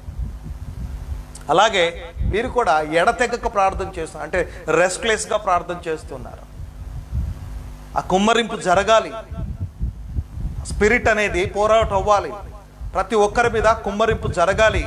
వారందరూ కూడా యేసుక్రీస్తు ప్రభు వారికి ఆయన చెప్పినట్టుగా యెరూషలేములోను యూదయ సమరయ భూదిగంతముల వరకు వారు సాక్షులుగా ఉండాలి. అంటే కనుక వారు మొట్టమొదటిగా పరిశుద్ధాత్మతో నింపబడి ఉండాలి. వితౌట్ హోలీ స్పిరిట్ నువ్వు ఎక్కడా కూడా దేవుని నిమిత్తమే వర్క్ చేయలేవు, పని చేయలేవు. అది చేస్తే కూడా అది నీ మెప్పు కొరకు, నీ యొక్క ఖ్యాతి కొరకు చేసినట్టు ఉంటుంది. కానీ పరిశుద్ధాత్మతో నింపబడి నువ్వు పని చేస్తున్నప్పుడు లిటరల్గా దేవుణ్ణి మహిమపరుస్తూ ఉంటావు. లిటరల్గా దేవుని మహిమపరుస్తూ ఉంటావు. అది ఏ పనైనా సరే, చిన్న పనైనా పెద్ద పనైనా సరే, దేవుని మహిమపరచాలంటే మొట్టమొదటిగా నువ్వు దేవుని యొక్క ఆత్మతో నింపబడి ఉండాలి. హోలీ స్పిరిట్ అనాయింటింగ్తో ఫిల్ అయి ఉండాలి. వారందరూ కూడా కనిపెట్టుకొని ఉన్నారు. అకస్మాత్తుగా పెంతెకొస్తు అనే పండగ దినం రోజు కూడా వారు వెళ్ళి కనిపెట్టుకుని ఉన్నప్పుడు అకస్మాత్తుగా బలమైన గాలి, ఒక గాలి వంటి ధ్వని వారి మీదకి వీచిందంట. అప్పుడు అగ్ని జ్వాలల వంటి నాలుకలు విభాజింపబడి వారు ప్రతి ఒక్కరూ కూడా ఆత్మతో నిండిన వారై పరిశుద్ధాత్మ వారికి వాక్శక్తి అనుగ్రహించిన కొలది అన్య భాషల్లో మాట్లాడుతున్నారు. మరి అన్య భాషల్లో మాట్లాడుతుంటే అక్కడ చుట్టుపక్కల ఉన్న వాళ్ళు కొంతమంది హేళనగా చూశారు. వీరు మద్యం తాగి మాట్లాడుతున్నారు అనుకున్నారు, కొత్త మద్యం ఏదో తాగినట్టున్నారు అని చెప్పేసి అన్నారు. కానీ అవన్నీ అవాస్తవాలు. వాస్తవం ఏంటంటే కనుక పరిశుద్ధాత్మ కుమ్మరింపు వారి మీదకి వచ్చింది. అప్పుడు పేతురు ధైర్యంగా లేచి ప్రకటిస్తూ ఉన్నాడు. పేతురు లేచి ఈ విధంగా మాట్లాడసాగిను అని చెప్పేసి ఉంది. పేతురు మాట్లాడుతున్నాడు. అక్కడ ఉన్న వాళ్ళల్లో అప్పటి వరకు భయముతో, వణుకుతోనూ, కంగారుతోనూ మేడగదిలోనికి వెళ్ళి ప్రార్థన చేస్తూ ఉన్న వాళ్ళు సడన్గా పరిశుద్ధాత్మ వారి మీదకి వచ్చినప్పుడు వారి జీవితాల్లో గొప్ప ప్రభావము వారి మొదలైందన్నమాట. వారి జీవితాల్లో పేతురు వెంటనే లేచి ధైర్యంతోటి, పేతురు ఎప్పుడూ కూడా ఒక ధైర్యంతో ముందుకు వెళ్తూ ఉంటాడు. యేసుక్రీస్తు ప్రభువారు మరి నీళ్ల మీద నడుస్తున్నప్పుడు మొట్టమొదటిగా అందరు శిష్యుల ఆ ధోనిలో ఉన్నప్పటికీ కూడా పేతురు మొట్టమొదటిగా అన్నాడు, అయ్యా నువ్వు ఆజ్ఞాపిస్తే నేను కూడా నీతో పాటు నీళ్లలో నడుస్తానన్నాడు. నీతో పాటుగా నీళ్ళలో నడుస్తానని చెప్పేసి పేతురులో ఉన్న ధైర్యము ప్రత్యేక ధైర్యం అనమాట. అందుకే యేసుక్రీస్తు ప్రభువారు పేతురుని ఎక్కువగా ఇష్టపడుతూ ఉంటారు. దేంట్లోనైనా సరే మరి ముందుకు వెళ్తూ ఉంటాడు, ప్రతి దాంట్లో ముందడుగు వేస్తూ ఉంటాడు. నేను నీతో పాటుగా మరి అంతమంది ధోనిలో ఉన్నప్పటికీ కూడా నేను యేసుక్రీస్తు ప్రభువారు నీళ్ళ మీద నడుచుకుంటూ వస్తుంటే ఆయనతో అన్నాడు, నేను కూడా నీతో పాటు నడుస్తానని చెప్పేసి. ఆయనతో పాటు నడవటం అనేది గొప్ప ధన్యత. కానీ అంతటి అభిషేకం ఉండాలి మనకి ఆయనతో నడవాలి అంటే కనుక, అంతటి అనాయింటింగ్ మనకు ఉండాలి. మరి నేను కూడా నడుస్తానప్పుడు యేసుక్రీస్తు ప్రభువారు పేతురు యొక్క ధైర్యానికి మెచ్చుకొని రా నాతో పాటుగా అని చెప్పేశాను. అప్పుడు ధైర్యముతో ఎలా రావాలి ప్రభువా, నా చేయి పట్టుకో అని చెప్పేసి అనలేదు. మొట్టమొదటిగా ధైర్యముతో ఆ దోణిలో నుంచి పేతురు నీళ్ళల్లోకి అడుగు బయట పెట్టాడంట. అడుగు బయట పెట్టినప్పుడు చెక్ చేసుకున్నాడు, బాగానే ఉంది, ఇంకా నేను లేకపోవచ్చు, ఇంకో కాలు కూడా పెట్టవచ్చు అని చెప్పి. ఆ ధైర్యం, ఆ బౌల్డ్నెస్ అనేది దేవునికి చాలా ఇష్టము. అలాంటి వారంటే కూడా దేవునికి చాలా ఇష్టపడుతుంటాడు. ఎందుకంటే దేవుని నిమిత్తమై ధైర్యంగా ముందుకు వెళ్ళాలి. పిరికితనం కలిగిన ఆత్మని నేను ఇవ్వలేదని చెప్పేసి నిన్నటి వర్తమానంలో కూడా మనం చూసుకున్నాం. నేను మీకు పిరికితనం కలిగిన ఆత్మని ఇవ్వలేదు. కాబట్టి ఆ పేతురు పిరికితనంతో కాకుండా ధైర్యంతో, మిగిలిన శిష్యులందరూ కూడా వెనకున్నారు. కానీ పేతురు మాత్రం నేనున్నాను ప్రభువా, నేను నీతో పాటుగా నడుస్తానని చెప్పేసి అన్నాడు. మరి యేసుక్రీస్తు ప్రభువాన్ని సైనికులు పట్టుకోవడానికి వచ్చినప్పుడు కూడా అక్కడ ఉన్న వాళ్ళందరూ కూడా మౌనంగా ఉన్నారు. కానీ పేతురు మాత్రం వరలో నుంచి కత్తిని దూసి మరి ఆ సైనికుడి యొక్క చెవుని నరికినట్టుగా మనం చూడగలుగుతున్నాం. దేవుని దగ్గరికి వెళ్ళటానికి ఇప్పుడు నేను మరి అన్ని విషయాల్లో కూడా పేతురు ముందుకొచ్చి దేవునితో మాట్లాడుతున్నట్టుగా మనం చూడగలుగుతున్నాం. కాబట్టి అదే యొక్క శక్తితోటి ఇంకా పరిశుద్ధాత్మ శక్తి నింపబడి పేతురు అంటున్న మాట ఏంటంటే, మరి లేచి నిలబడి అంటున్నాడు కదా. మరి 17వ వచనంలో నుంచి చూడండి, 16వ వచనం నుంచి యోవేలు ప్రవక్త ద్వారా చెప్పబడిన సంగతి ఇదే, ఏమనగా అంత్యదినముల యందు నేను మనుషులందరి మీద నా ఆత్మను కుమ్మరించెదను, మీ కుమారులను మీ కుమార్తెలను ప్రవచించెదరు, మీ యవనులకు దర్శనములు కలుగును, మీ వృద్ధులు కలలు కందురు. ఆ దినములలో నా దాసుల మీదను నా దాసురాండ్ర మీదను నా ఆత్మను కుమ్మరించెదను గనుక వారు ప్రవచించెదరు. చూడండి, ఎవరి మీద అంట? దాసుల మీద, ఆయన యొక్క సేవకుల మీద, ఆయన యొక్క సేవకురాళ్ల మీద కూడా అంటున్నాడు. ఆయన దాసుల మీదను దాసురాండ్ర మీదను నా ఆత్మను కుమ్మరించెదను గనక వారు ప్రవచించెదరు. పైన ఆకాశమందు మహత్కార్యములను, క్రింద భూమి మీద సూచక క్రియలు నేను చూపిస్తానని చెప్పేసి అంటున్నాడు. అంత్య దినముల్లో అంటే ఈరోజు ఇప్పుడున్న సమయము మనము అంత్య దినాల్లోనే ఉన్నాం. మనం బైబిల్ ప్రకారంగా చూసుకుంటే మిడతల దండు కావచ్చు, యుద్ధాలు కావచ్చు, మరి తెగుళ్ళు కావచ్చు, ఇవన్నీ కూడా విపరీతంగా మనుషుల్ని భయపెడుతున్న స్థితిలో ఉన్నాము. అంటే అంత్య దినాలకి సాదృశ్యంగా సూచనగా ఉన్నాం మనము. కాబట్టి అంత్య దినాలలో మనుషులందరి మీద నా ఆత్మని కుమ్మరిస్తానంటున్నాడు. మనుషులందరి మీద ఆయన ఆ వాగ్దానం కొరకు ఎవరైతే కనిపెట్టుకుని ఉన్నారో వారందరి మీద కూడా ఆయన యొక్క ఆత్మను కుమ్మరింపబడుతుంటుంది. పరిశుద్ధ ఆత్మ కుమ్మరింపు కొరకు ఎవరు అడుగుతున్నారో, మరి వాల్యూ లేని వాళ్ళకి అది రాదు. వాల్యూ లేని వాళ్ళకి, పరిశుద్ధ ఆత్మ యొక్క వాల్యూ గురించి తెలియని వాళ్ళకి ఆ కుమ్మరింపు జరగదు. ఇక్కడ చెప్తున్న మాటలు ఏంటంటే, పరిశుద్ధాత్మ కొరకు కనిపెట్టుకుని ఉన్న వారి మీద, వారందరి మీద కూడా నేను కుమ్మరిస్తాను అంత్య దినాల్లో. ఎందుకంటే పరిశుద్ధాత్మను ఎక్కిరించడం కానీ దూషించడం కానీ అవి ప్రభు అసలు సహించడం. యేసుక్రీస్తు ప్రభు వారి నిమిత్తం నువ్వు ఏదైనా దూషణ చేసినా, మాటలు మాట్లాడినా ఆ విషయంలో ఆయన సహించి క్షమించడానికి సిద్ధంగా ఉన్నాడు. కానీ పరిశుద్ధాత్మ విషయమైన దూషణ విషయంలో నేనేమాత్రం కూడా క్షమించను అని చెప్పేసి అన్నట్టుగా, మరి అది ఎవరికి తెలియని వాళ్ళ మీద ఆత్మ కుమ్మరింపు జరగదు. ఆత్మ అంగీకరింపు లేని వారి మీద ఆత్మ కుమ్మరింపు జరగదు. పరిశుద్ధాత్మ యొక్క నడిపింపు గురించి ఎవరికి తెలీదో వారి మీద జరగదు. కానీ ఎవరైతే కనిపెట్టుకొని ఉంటారో, మరి 120 మంది వారు ఏం చేస్తున్నారంట? కనిపెట్టుకొని ఉన్నారు. దేని కొరకు? దేవుని ద్వారా పొందిన వాగ్దానము వారి పట్ల నెరవేర్చబడటానికి. ఏంటి ఆ వాగ్దానము? నేను వెళ్ళిన తర్వాత మీ కొరకు ఆదరణకర్త వస్తాడు. ఆదరణకర్త మీకు సత్యములో నుంచి సర్వసత్యములోకి నడిపిస్తాడు. ఇది వాగ్దానం. ఈ వాగ్దానం కొరకు కనిపెట్టుకోమని యేసయ్య యెరూషలేము నుండి వెళ్ళక మీరు కనిపెట్టుకోండి అన్నాడు. వారు కనిపెట్టుకొని మేడగదిలోనికి వెళ్ళి కనిపెట్టుకొని ఎడతెగక ప్రార్థన చేస్తున్నారు. కనిపెట్టుకొనుట అన్న మాటకి అర్థము ప్రార్థన చేయుట. చాలా మంది సహోదరులు అంటారు, ఈ విషయం కనిపెట్టండి అంటారు. ఈ విషయాన్ని కనిపెట్టండి. ఏదన్నా సమస్య వచ్చినప్పుడు సేవకుడి దగ్గరకు వచ్చి చెప్పేది, పాస్టర్ గారు ఈ విషయాన్ని కనిపెట్టండి మీరు అని చెప్పేసి అంటారు. అంటే దాని యొక్క ఉద్దేశం ఈ విషయం నిమిత్తమే ప్రార్థన చేయండి అని చెప్పేసి, కనిపెట్టి ప్రార్థన చేయండి కూడా అంటారు కొంతమంది. అంటే ఈ విషయం నిమిత్తము మీరు కనిపెట్టి ప్రార్థన చేయండి అంటూ ఉంటారు. అలాగే వారందరూ కనిపెట్టుకొని ఉన్నారంట. ఎంతమంది అంటే 120 మంది ఆయన శిష్యులతో కలుపుకొని. మరి వారందరూ కనిపెట్టుకొని ఉండి వారందరూ దేవుని వైపు చూస్తున్నప్పుడు అకస్మాత్తుగా వారి మీదకి ఆత్మ కుమ్మరింపబడింది. వారిలో నుంచి పేతురు లేచి ధైర్యంగా దేవుని యొక్క సువార్తను ప్రకటిస్తున్నాడు. ఇది మరి మీరందరూ నవ్వుతున్నారే, మీరందరూ కూడా నవ్వుతున్నారు కదా, మీరందరూ మరి కొత్త మద్యం తాగారని చెప్పేసి అంటున్నారు కదా, ఇది మీరు అనుకున్నట్టుగా కాదు. ఇది యోవేలు గ్రంథములో ముందుగానే ప్రభు మా ద్వారా మరి ఆయన సేవకుల ద్వారా, ఆయన దాసుల ద్వారా రాపించాడు. అది ఈరోజు నెరవేర్చబడింది. యోవేలు గ్రంథంలో ఏదైతే ప్రభు చెప్పాడో అది ఈరోజు నెరవేర్చబడింది. మీరు నవ్వటానికి, మీరు మరి ఇది చెందటానికి కాదు, భయభ్రాంతులు గురవటానికి కాదు, ఇదేదో కొత్తది కాదు.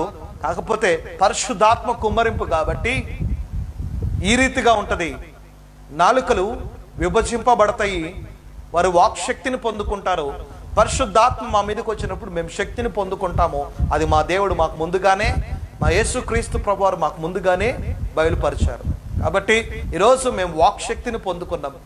కాబట్టే పేతురు లేచి మరి స్పష్టంగా మాట్లాడుతున్నాడు. బైబుల్ రిఫరెన్స్ని కోట్ చేసి ఓల్డ్ టెస్ట్మెంట్లో యోవేలు గ్రంథంలో ఉన్న మాటలని, యోవేలు 2వ అధ్యాయం 28 నుంచి 32 వరకు ఉన్న మాటల్ని కోట్ చేసి చెప్తున్నాడు. ఏమని అంటే గనక, అంత్య దినముల యందు నేను మనుషులందరి మీద నా ఆత్మను కుమ్మరించెదను, మీ కుమారులు మీ కుమార్తెలు ప్రవచించెదరు, మీ యవనులు దర్శనములు కలుగును, మీ వృద్ధులకు కలలు కందురు. ఆ దినములలో నా దాసుల మీద, నా దాసురాండ్ర మీద నా ఆత్మని కుమ్మరించెదను గనక వారు ప్రవచించెదరు. నా దాసుల మీద, నా దాసురాండ్ర మీద ఆత్మను కుమ్మరించెదను. ఆత్మ మీ మీదకి వచ్చినప్పుడు మరి యోహాను సువార్త 16వ అధ్యాయము 3వ వచనంలో చెప్పినట్టుగా సత్యస్వరూపి అయిన ఆత్మ వచ్చినప్పుడు మిమ్మల్ని సర్వసత్యములోకి నడిపించును అని ఉంది. సత్యస్వరూపి యొక్క ఆత్మ మీ మీదకి వచ్చినప్పుడు మిమ్మల్ని ఏం చేసిందంట? సర్వసత్యంలోకి, అంటే ఆ ట్రూత్ అనేది మిమ్మల్ని తెలుసుకోవటానికి మీకు తెలియపరుస్తూ ఉంటుంది. వాస్తవం ఏంటన్నది వారు ఎప్పుడు తెలుసుకున్నారు? వాస్తవము యోవేలు గ్రంథంలో చెప్పబడిన వాస్తవం వారికి ఎప్పుడు తెలియబడింది? మరి ఆత్మ కుమ్మరింపు జరిగినప్పుడు, వారికి జరగక ముందు వారికి తెలియబడలా.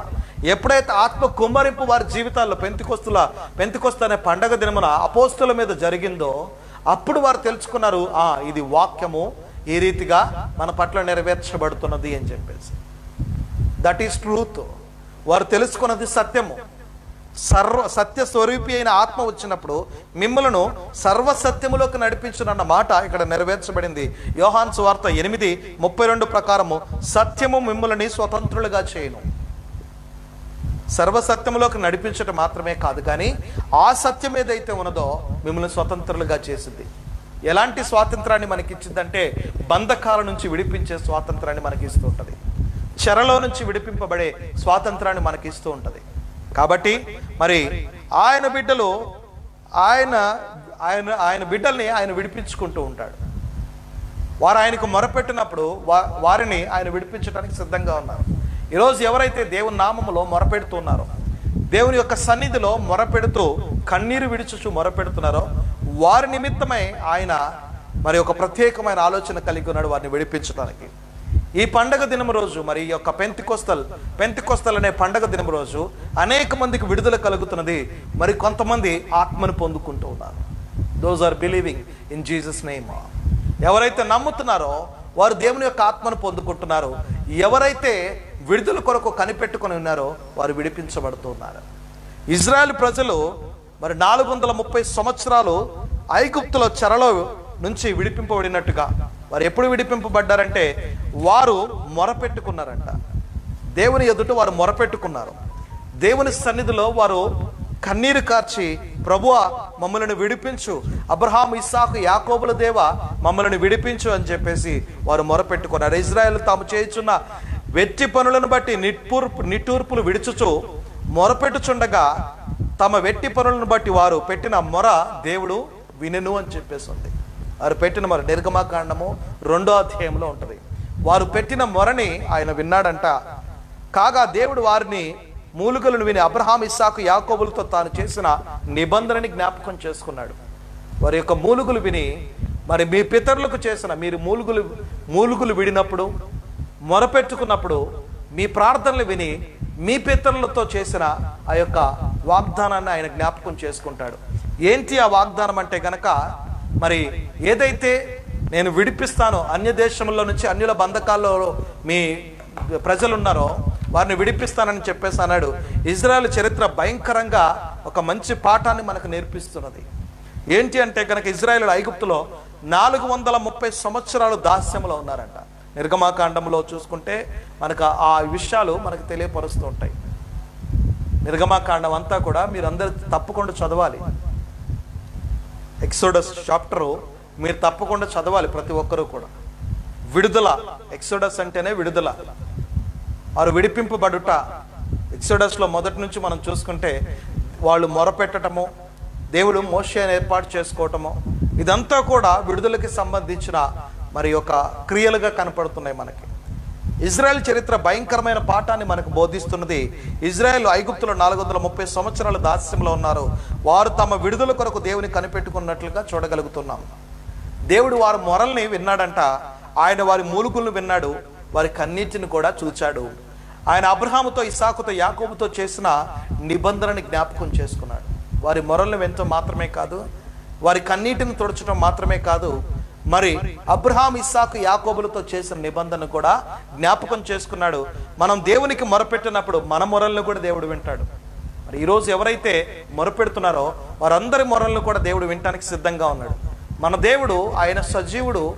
మరి నిన్న, నేడు, రేపు ఏకరీతిగా మన మధ్యలో సంచరించుచున్న దేవుడు. మన దేవుడు పరలోకమందు ఉన్నాడు. ఆయనకి చెవులు ఉన్నాయి, ఆయన మన చేస్తున్న ప్రార్థన ఆయన వింటాడు. ఆయనకి కళ్ళున్నాయి, మన కన్నీటిని ఆయన చూస్తాడు. ఆయనకి చేతులున్నాయి, మరి నీ నిమిత్తం ఈ సహాయం చేయటానికి ఆయన ముందుకు వస్తాడు. ఆయనకి నోరున్నది, మరి నీతో ఆయన వాక్యము ద్వారా ఎప్పుడు కూడా మాట్లాడుతుంటాడు. ఎందుకంటే మన దేవుడు సజీవుడు కాబట్టి. ఆయన క్రియారూపకంగా మన జీవితాలు అనేక కార్యాలు చేస్తూ ఉంటాడు. ఆయన నీతో మాట్లాడతాడు వాక్యము ద్వారా. నువ్వు కనిపెట్టినప్పుడు నీ వైపు చూస్తాడు, మరి నీ కన్నీటిని తుడుస్తాడు. ఆయన నువ్వు చేస్తున్న ప్రార్థనల్ని, మొరల్ని కూడా ఆయన అంగీకరిస్తాడు. మరి ఆ యొక్క ఇజ్రాయెల్ ప్రజలు పెట్టిన మొరని దేవుడు విన్నాడు. ఇజ్రాయెల్లో 430 సంవత్సరాలు దాస్యములో విడుదల కొరకు వారు కనిపెట్టుకొని ఉన్నారంట. దాస్యములో ఉండి వారు కనిపెట్టుకొని, దేవా యెహోవా, అబ్రహాం, ఇస్సాకు, యాకోబుల దేవా, ఎన్నాళ్ళు మాకు ఈ శ్రమ, ఎన్ని దినాలు ఇంకా మేము శ్రమ పడాలి? ఇప్పటికే 430 సంవత్సరాల నుంచి 70 మందిగా ఐగుప్తులోకి ఎంటర్ అయిన వారు మరి ఈరోజు కొన్ని లక్షల మందిగా ప్రబలారు. సుమారుగా 20 లక్షల మంది ప్రజలుగా వారు విస్తరింపబడ్డారు.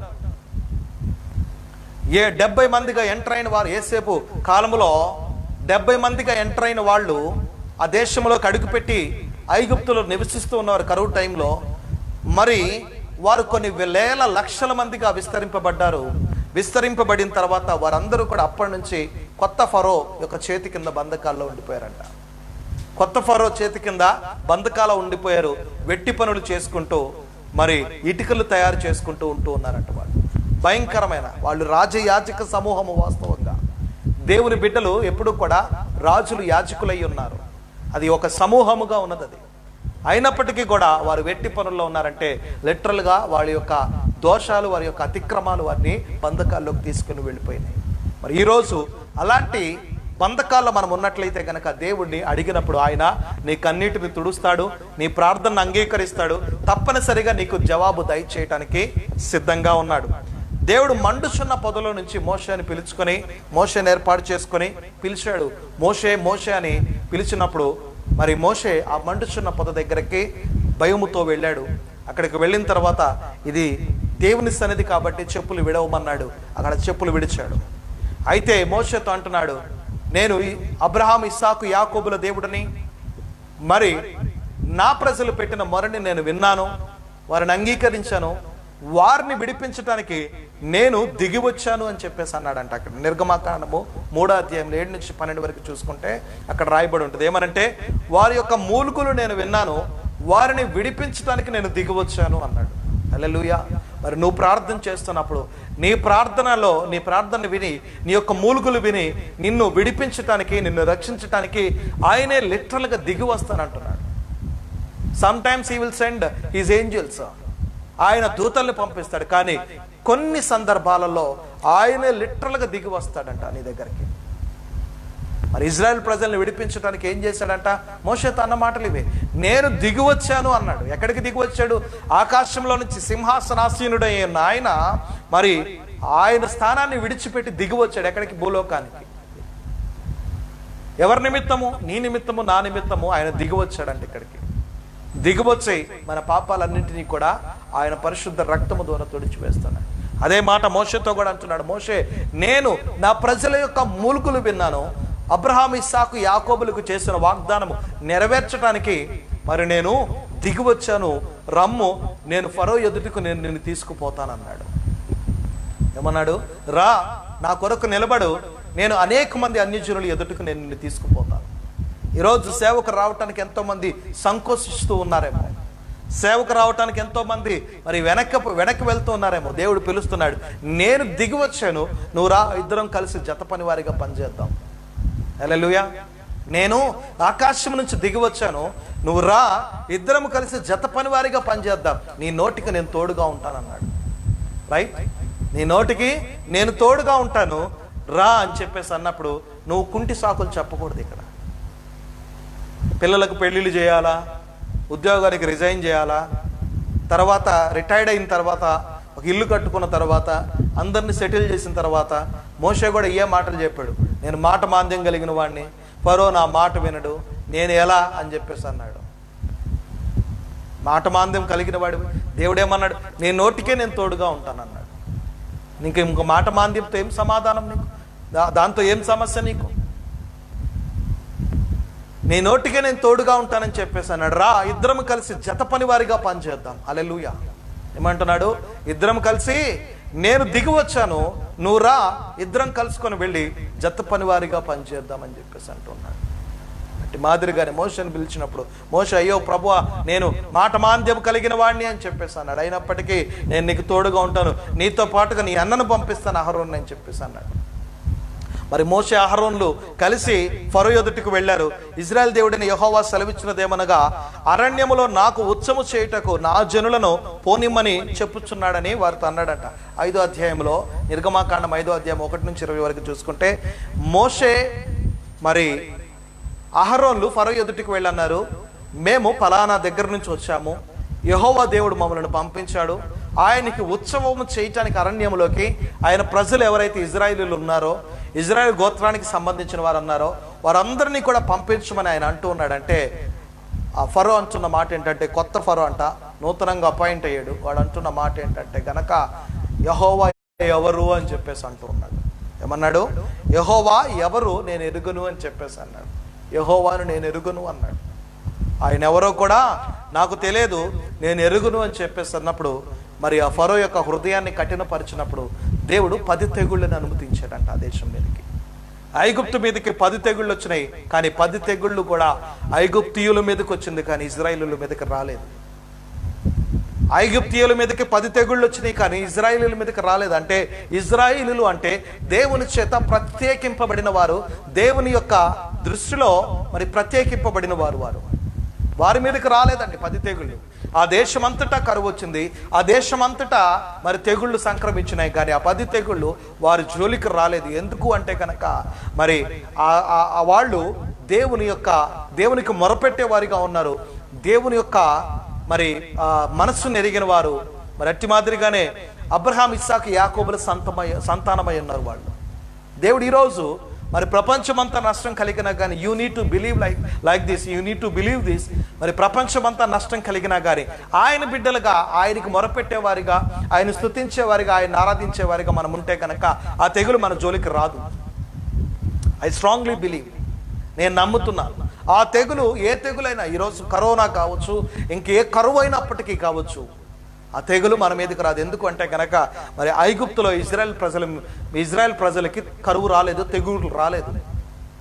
ఆ భయంకరమైన తెగుళ్ళు వాళ్ళ మీదకి రాలేదు, 10 తెగుళ్ళు వారి మీదకి రాలేదు. ఎందుకంటే ఎవరైతే యేసయ్యని, దేవుణ్ణి ఎరగను అని చెప్పేసి అన్నారు. యెహోవా ఎవరు, ఆయన ఎవరు, మేము ఎరగము, ఆయన అసలు దేవుడే కాదు, మరి క్రైస్తవులైతే ఎందుకు వస్తుంది ఇలాంటివన్నీ అని వక్ర మాటలు, మరి సక్రమమైన మాటలు పలకకుండా ఉంటూ ఉన్నారో వారి మీదకు తెగుళ్ళు దిగి వస్తాయి. వారి హృదయాలు ఎందుకు ఇంకా బైబిల్ తగలబెడుతూ బైబిల్ని చింపివేస్తూ దేవునికి వ్యతిరేకంగా మాట్లాడుతున్నారు తెలుసా? వారి హృదయాలు కఠినపరచబడుతున్నాయి. ఎందుకో తెలుసా? వారి మీదకి ఒకరోజు తెగులు రాబోతున్నది. నువ్వు బైబిల్ని చింపినందుకు, బైబిల్ని కాల్చినందుకు, బైబిల్ని తొక్కినందుకు, దేవుని సేవకుల్ని చిత్రహింసలు పెట్టినందుకు, సంఘాలని పాడు చేసినందుకు, సంఘ సభ్యులని మరి పాడు చేసినందుకు దేవుడు ఈరోజు ఈ కరోనాని తెగుల్ని పంపించాడే. మరి ఇంకా నువ్వు ఇప్పటికీ మారు మనసు పొందుకోకుండా తగ్గింపు జీవితం లేకుండా ఉంటే ఎన్ని తెగులు నీ మీదకి వస్తాయో చూడండి. బైబిల్లో చెప్పబడిన మాటలు ఇవి. ఒకవేళ ఎవరైనా క్రీస్తు వ్యతిరేకుల యొక్క వర్తమానాన్ని చూస్తున్నట్లయితే గనక నువ్వు ఇప్పటికైనా మారు మనసు పొందుకొని బైబిల్ తగలపెట్టడం, బైబిల్ని చింపివేయటం, బైబిల్ని కాల్చివేయటం, మరి బైబిల్ని తొక్కివేయటం, బైబిల్ని వక్రీకరించి మాట్లాడటం, పరిశుద్ధాత్మ గురించి ఒక మూవీ తీశాడు ఎవడో, ఒక అన్యుడు ఎవరో ఒక మూవీ తీశాడు. యేసుక్రీస్తు ప్రభువారి గురించి మరి చాలా అసహ్యంగా దైవజనుల గురించి తీశాడు. అది ఎంత మాత్రము కూడా, ఎంతవరకు కూడా కరెక్ట్ కాదు. దాని విషయమై మరి దేవుడు తీర్పు తీరుస్తాడు, మనం తీర్పు తీర్చువారం కాదు. కాబట్టి ఎందుకు ఈ తెగుళ్ళు అంటే ఇప్పటికైనా సరే మారు మనసు. ఆనాడు ఇజ్రాయెల్ ప్రజలకు రాలేదండి ఈ తెగులు. కనిపెట్టి చూడండి మీరు, అక్కడ బైబిల్ వాక్యాన్ని చాలా శ్రద్ధగా పరిశీలించి చూడండి. ఐగుప్తులో ఇజ్రాయేలీలు ఉన్నారు, ఫరో సైన్యం ఉన్నది, ఫరో సంబంధించిన వాళ్ళు ఐగుప్తీయులు ఉన్నారు. కానీ ఇజ్రాయేలీల మీదకి ఒక్క తెగులు కూడా రాలేదు. ఇజ్రాయేల్ మీదకి ఏ తెగులు రాలేదు. ఎవరైతే క్రీస్తుకు వ్యతిరేకంగా బ్రతుకుతున్నారో, ఎవరైతే క్రీస్తుకు వ్యతిరేకంగా మాట్లాడుతున్నారో, ఎవరైతే దొంగల్లాగా, ఎవరైతే మరి దేశద్రోహుల్లాగా బ్రతుకుతున్నారో వారి మీదకి వచ్చింది ఇది. ఏంటి ఆ తెగులు అంటే, మొదటిది నీళ్లు రక్తముగా మార్చబడుట, కప్పలు రెండోది, పేలు మూడోది, ఈగలు నాలుగోది, పశువులు చచ్చుట, పశువులు చచ్చిపోవటము ఐదోది, తర్వాత పొక్కులు దద్దుర్లు, తర్వాత వడగండ్లు, తర్వాత మిడతలు. ఇప్పుడు వస్తున్నాయి కదా మిడతల దండు, ఇది 8వ తెగులు. ఇది మిడతలు 8వ తెగులు అంటది. మిడతలు, తర్వాత చీకటి కూడా మేము చూస్తున్నాం ఈ రోజులలో. అనేక మంది జీవితాల్లో చీకటి ఉంది. మరి మా ఏరియాలో, మేముంటున్న ఏరియాలో వాస్తవంగా ఎప్పుడు కూడా సాయంత్రం కాగానే 6 కాకముందే లైట్లు ఎప్పుడు కూడా వెలుగుతూ ఉండేది. ఎక్కడ?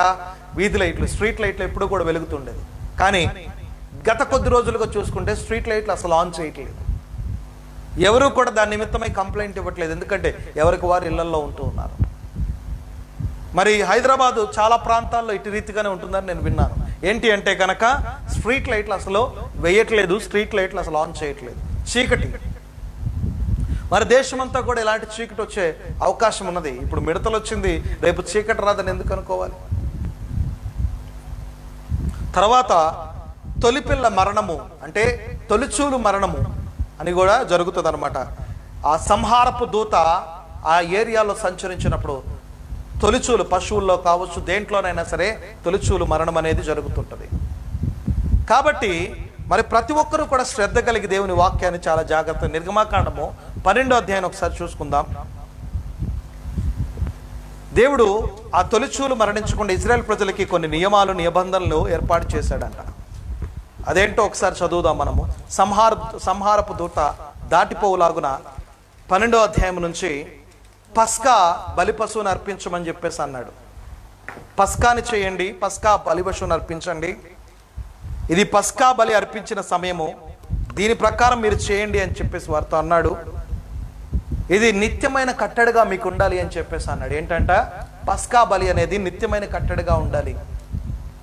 పస్కా బలి వారు అర్పించినప్పుడు సంహారపు దూత వారిని దాటిపోయింది, వారు చెర నుంచి విడిపింపబడ్డారు. పస్కా ఎప్పుడైతే చివరి తెగులు వారి మీదకి రాక మునుపు దేవుడు వారితో చెప్పిన మాట ఏంటంటే గనక ఇజ్రాయెల్ ప్రజల్లో, కుటుంబాల్లో ప్రతి ఒక్కరు కూడా పస్కా బలిని అర్పించాలి అన్నాడు. పస్కా బలిని అర్పించి హిస్సోపులో ఆ యొక్క రక్తాన్ని, ఆ గొర్రెపిల్ల యొక్క రక్తము, మేకపోతుల యొక్క రక్తాన్ని ముంచి, హిస్సోపుతో ముంచి మరి వారందరూ కూడా గుమ్మాల మీద దాన్ని ముద్రించాలి. ఏ గుమ్మం మీద అయితే ముద్రలు ఉంటాయో సంహారపు దూత ఆ గుమ్మాలని, ఆ ఇంటిని దాటిపోతుంది. ఏ గుమ్మాల మీద అయితే ఉండదో ఆ ఇంట్లోకి సంహారపు దూత చొరబడి మరి తొలిచూలని హతమారుస్తుంది. ఇజ్రాయెల్ ప్రజలు మోషే అహరోను చెప్పినట్టుగా, దేవుడు వారికి ఆజ్ఞాపించినట్టుగా పస్కాని వారు భుజించారంట. మొట్టమొదటిగా పస్కా బలి పశువుని, గొర్రెపిల్లని, మేకని బలిగా అర్పించిన తర్వాత వారు ఆ యొక్క రక్తాన్ని ఇస్సోపుతో వారి ఇంటి మీద మరి ఆ యొక్క ముద్రలు వేసిన తర్వాత మరి వారందరూ కూడా ఏం చేశారంట, ఆ పస్కా బలిని, ఆ పశువుని కాల్చుకొని నిప్పుల మీద కాల్చుకొని తిన్నారు. వాళ్ళు ఒకరినొకరు సహాయం చేసుకుంటూ. మరి ఈ రీతిగా జరిగిన తర్వాత సంహారపు దూత ఆ ఏరియాలో వారు ఉంటున్న ఆ దేశమంతటా కూడా సంచరించిందంట. సంహారపు దూత ఎప్పుడైతే ఆ దేశమంతటా సంహారపు దూత సంచరించిందో, ఆ సంహారపు దూత సంచరించినప్పుడు ఏం జరిగిందంటే కనుక ఆ తొలిచూలు అనేది మరి ఆ గృహంలో నుంచి తీసుకొని పోయింది. ఈ విషయము ఫరోకు తెలిసినప్పుడు ఫరో యొక్క కుటుంబంలో కూడా మరి ఇలాంటి దుర్మరణం ఒకటి వచ్చింది. మరి తెలిసినప్పుడు ఫరో ఏమన్నాడంట, మీరు మీ ప్రజలు ఇక్కడ నుంచి వెళ్ళిపోండి అని చెప్పేసి అన్నాడు. ఇక చాలు, మా దేశానికి కలిగిన నష్టం చాలు, మా దేశానికి కలిగిన ఈ యొక్క తెగుళ్ళు చాలు, ఇక ఇక్కడ నుంచి మీరు వెళ్ళిపోండి అని చెప్పేసి వారిని విడిపించాడు. మరి అదే మాదిరిగా ఈరోజు అలాగే కొత్త నిబంధన ప్రకారం చూసుకుంటే మరి ఆ పస్కా ఎవరు అంటే కనుక యేసుక్రీస్తు ప్రభువారు. ఆ పస్కా బలి అయింది మనందరి నిమిత్తము యేసుక్రీస్తు ప్రభువారు. పస్కా సిద్ధపరచబడు దినము రోజున యోహాను సువార్త 19వ అధ్యాయంలో చూసుకుంటే పస్కా సిద్ధపరచబడు దినము రోజున వారందరూ కూడా యేసయ్యని సిలువకు అప్పగించారంట. యోహాను సువార్త 19వ అధ్యాయము 14వ వచనంలో ఒకసారి చదువుకుందాం. ఆ దినము పస్కాను సిద్ధపరచు దినము, ఆ దినము పస్కాను సిద్ధపరచు దినము. అప్పుడు ఉదయం 6 గంటలు కావచ్చెను. అతడు ఇదిగో మీ రాజు అని యూదులతో చెప్పగా అందుకు వారు ఇతనిని సంహరించుము, సంహరించుము, సిలువ వేయుము అని కేకలు వేసిరి. చాలండి, చూడండి అక్కడ ఏమంటున్నారంటే యోహాను సువార్త 19:14 ప్రకారము యేసుక్రీస్తు ప్రభువు నా పస్కా దినమున, పస్కా సిద్ధపరచు దినమున, నిర్గమాకాండంలో మనం చూసుకుంటే చివరి తెగులుకి ముందు వారు అక్కడ పస్కాని భుజించమని దేవుడు అన్నాడు, యెహోవా దేవుడు వారితోటి. ఎందుకు అంటే గనక పస్కా వధింపబడినప్పుడు, పస్కా పశువు ఏదైతే ఉన్నదో అది వధింపబడినప్పుడు వీరికి విడుదల, దాన్ని భుజించినప్పుడు. మరి అదే రీతిగా కొత్త నిబంధన గ్రంథంలో యోహాను సువార్త 19:14 ప్రకారం చూసుకుంటే పాత నిబంధనలో ఉన్న పస్కా బలి పశువు మేకలు, గొర్రెలు అయితే గనక కొత్త నిబంధనలో ఉన్న పస్కా బలి ఎవరు అంటే గనక యేసుక్రీస్తు ప్రభువారు. ఆనాడు ఇజ్రాయెల్ ప్రజల నిమిత్తము ఆ గొర్రెలు, మేకలు బలిగా అర్పింపబడ్డాయి. ఈరోజు మనందరి నిమిత్తము యేసుక్రీస్తు ప్రభువారు బలిగా అర్పింపబడ్డారు. వాళ్ళు అంటున్న మాట, ఆయనని సంహరించండి, సిలువ వేయండి అంటున్నారు. అక్కడ అది వాస్తవంగా అక్కడ జరగాల్సిందే. ఆయన చనిపోయి పాతి పెట్టబడి 3వ దినమున తిరిగి లేస్తేనే కానీ విడుదల మరి అక్కడున్న యూదులకి, ఆ ప్రజలందరికీ, మనందరికీ కూడా కలగదు. దాని నిమిత్తమే ఆయన ఈ లోకానికి పంపబడ్డాడు, దాని నిమిత్తమే ఆయన ఈ లోకానికి వచ్చాడు. కాబట్టే మరి నిర్గమకాండములో జరిగినదంతా కూడా యాజ్ ఇట్ ఈస్గా మరి కొత్త నిబంధనలో కూడా జరుగుతూ వచ్చింది. ప్రవక్తల ద్వారా చెప్పబడిన మాటలు ఏది కూడా నిరర్ధకం కాలేదు, కానీ అవన్నీ కూడా నెరవేర్చబడుతూ ఉన్నాయి. ఈ తెగుళ్ళు, మిడతలు కావచ్చు, చీకటి కావచ్చు, మరి ఆ తెగుళ్ళు కావచ్చు, ఇవన్నీ కూడా యాజ్ ఇట్ ఈస్గా నెరవేర్చబడుతున్నాయి. మరి ఆ తెగులు నుంచి నువ్వు విడిపింపబడాలంటే నీ కొరకు బలి అయిన పస్కా బలిని అయిన యేసుక్రీస్తు ప్రభువారిని నువ్వు హృదయపూర్వకంగా నువ్వు అంగీకరించి ఆయన నామములో ప్రార్థన చేయటం నేర్చుకోవాలి. నువ్వు నమ్మాలి ఆయన నిమిత్తము చనిపోయాడు అని చెప్పేసి.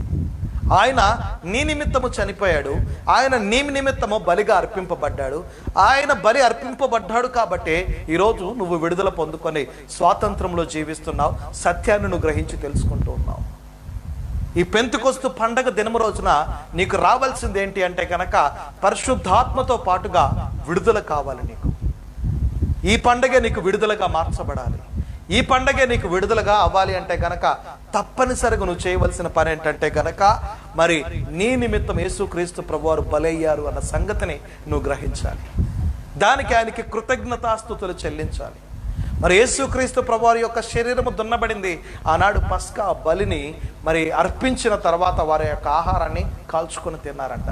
అప్పుడు వారికి రోగాలు కొట్టివేయబడ్డాయి. వారి జీవితంలో వారి యొక్క శరీరంలో ఉన్న రోగాలు తొలగింపబడటానికే యెహోవా దేవుడు ముందుగా వారికి ఏం చెప్పాడంటే మీరు దానిని కాల్చుకొని తినండి ఆ మాంసాన్ని అని చెప్పేసి అన్నాడు.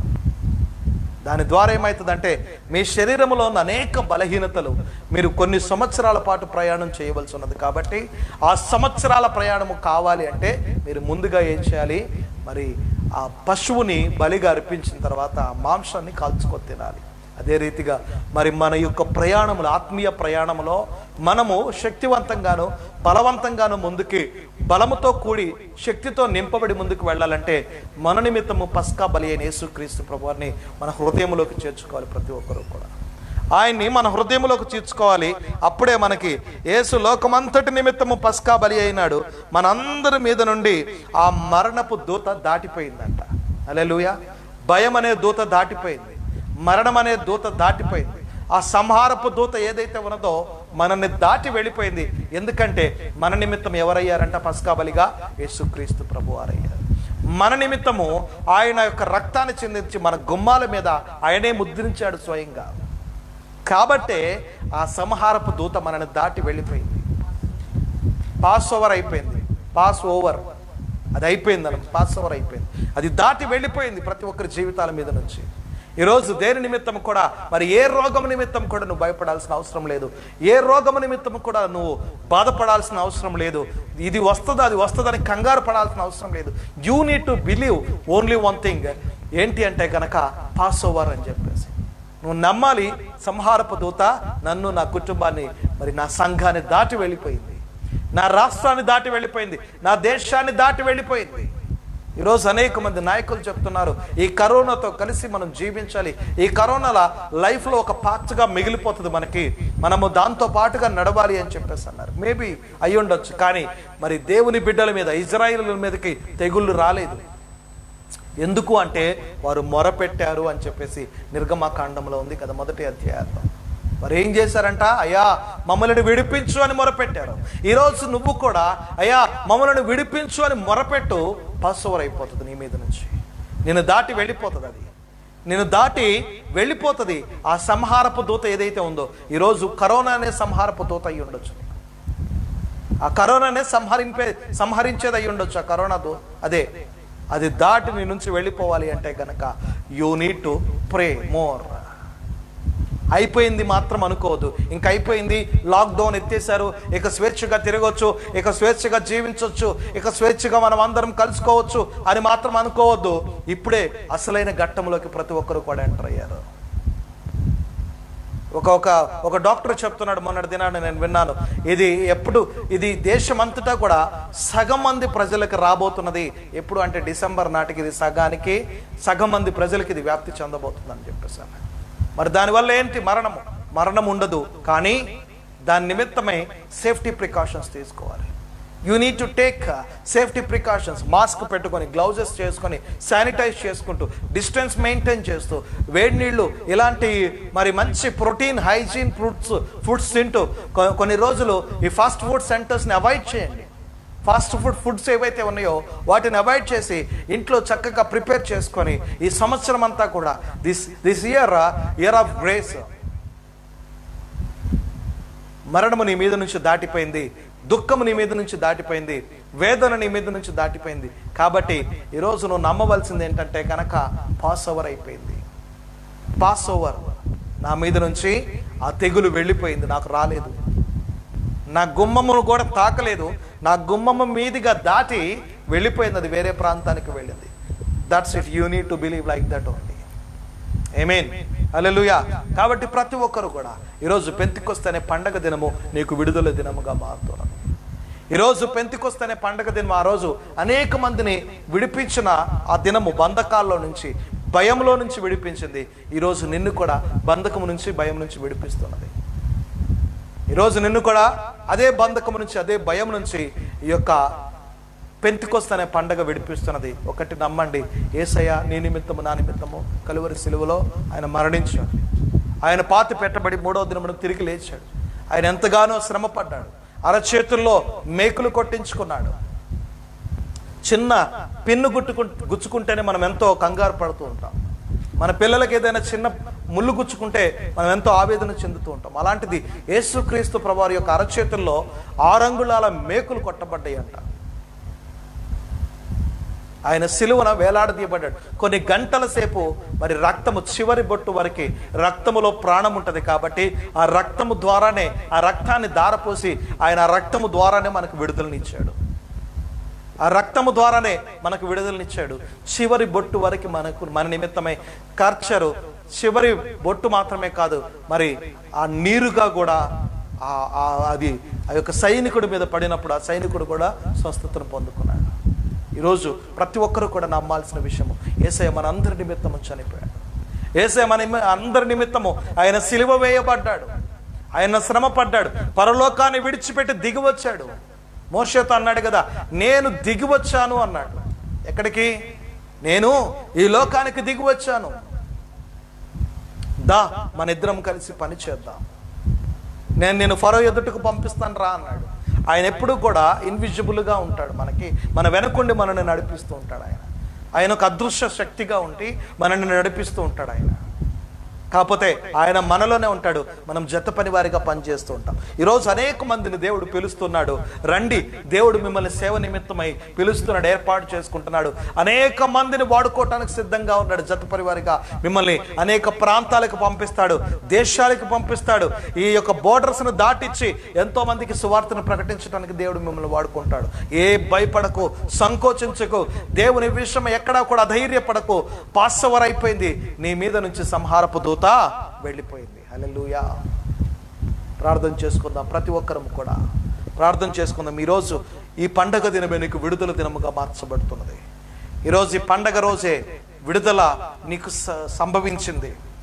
విడిపించబడ్డావు బంధకాల్లో నుంచి, విడిపించబడ్డావు అనేకమైన చిక్కుల నుంచి, విడిపించబడ్డావు ఈ కరోనా వైరస్ నుంచి, విడిపించబడ్డావు ఈ భయంకరమైన విపత్తుల నుంచి. ప్రార్థన చేసుకుందాం ప్రతి ఒక్కరం.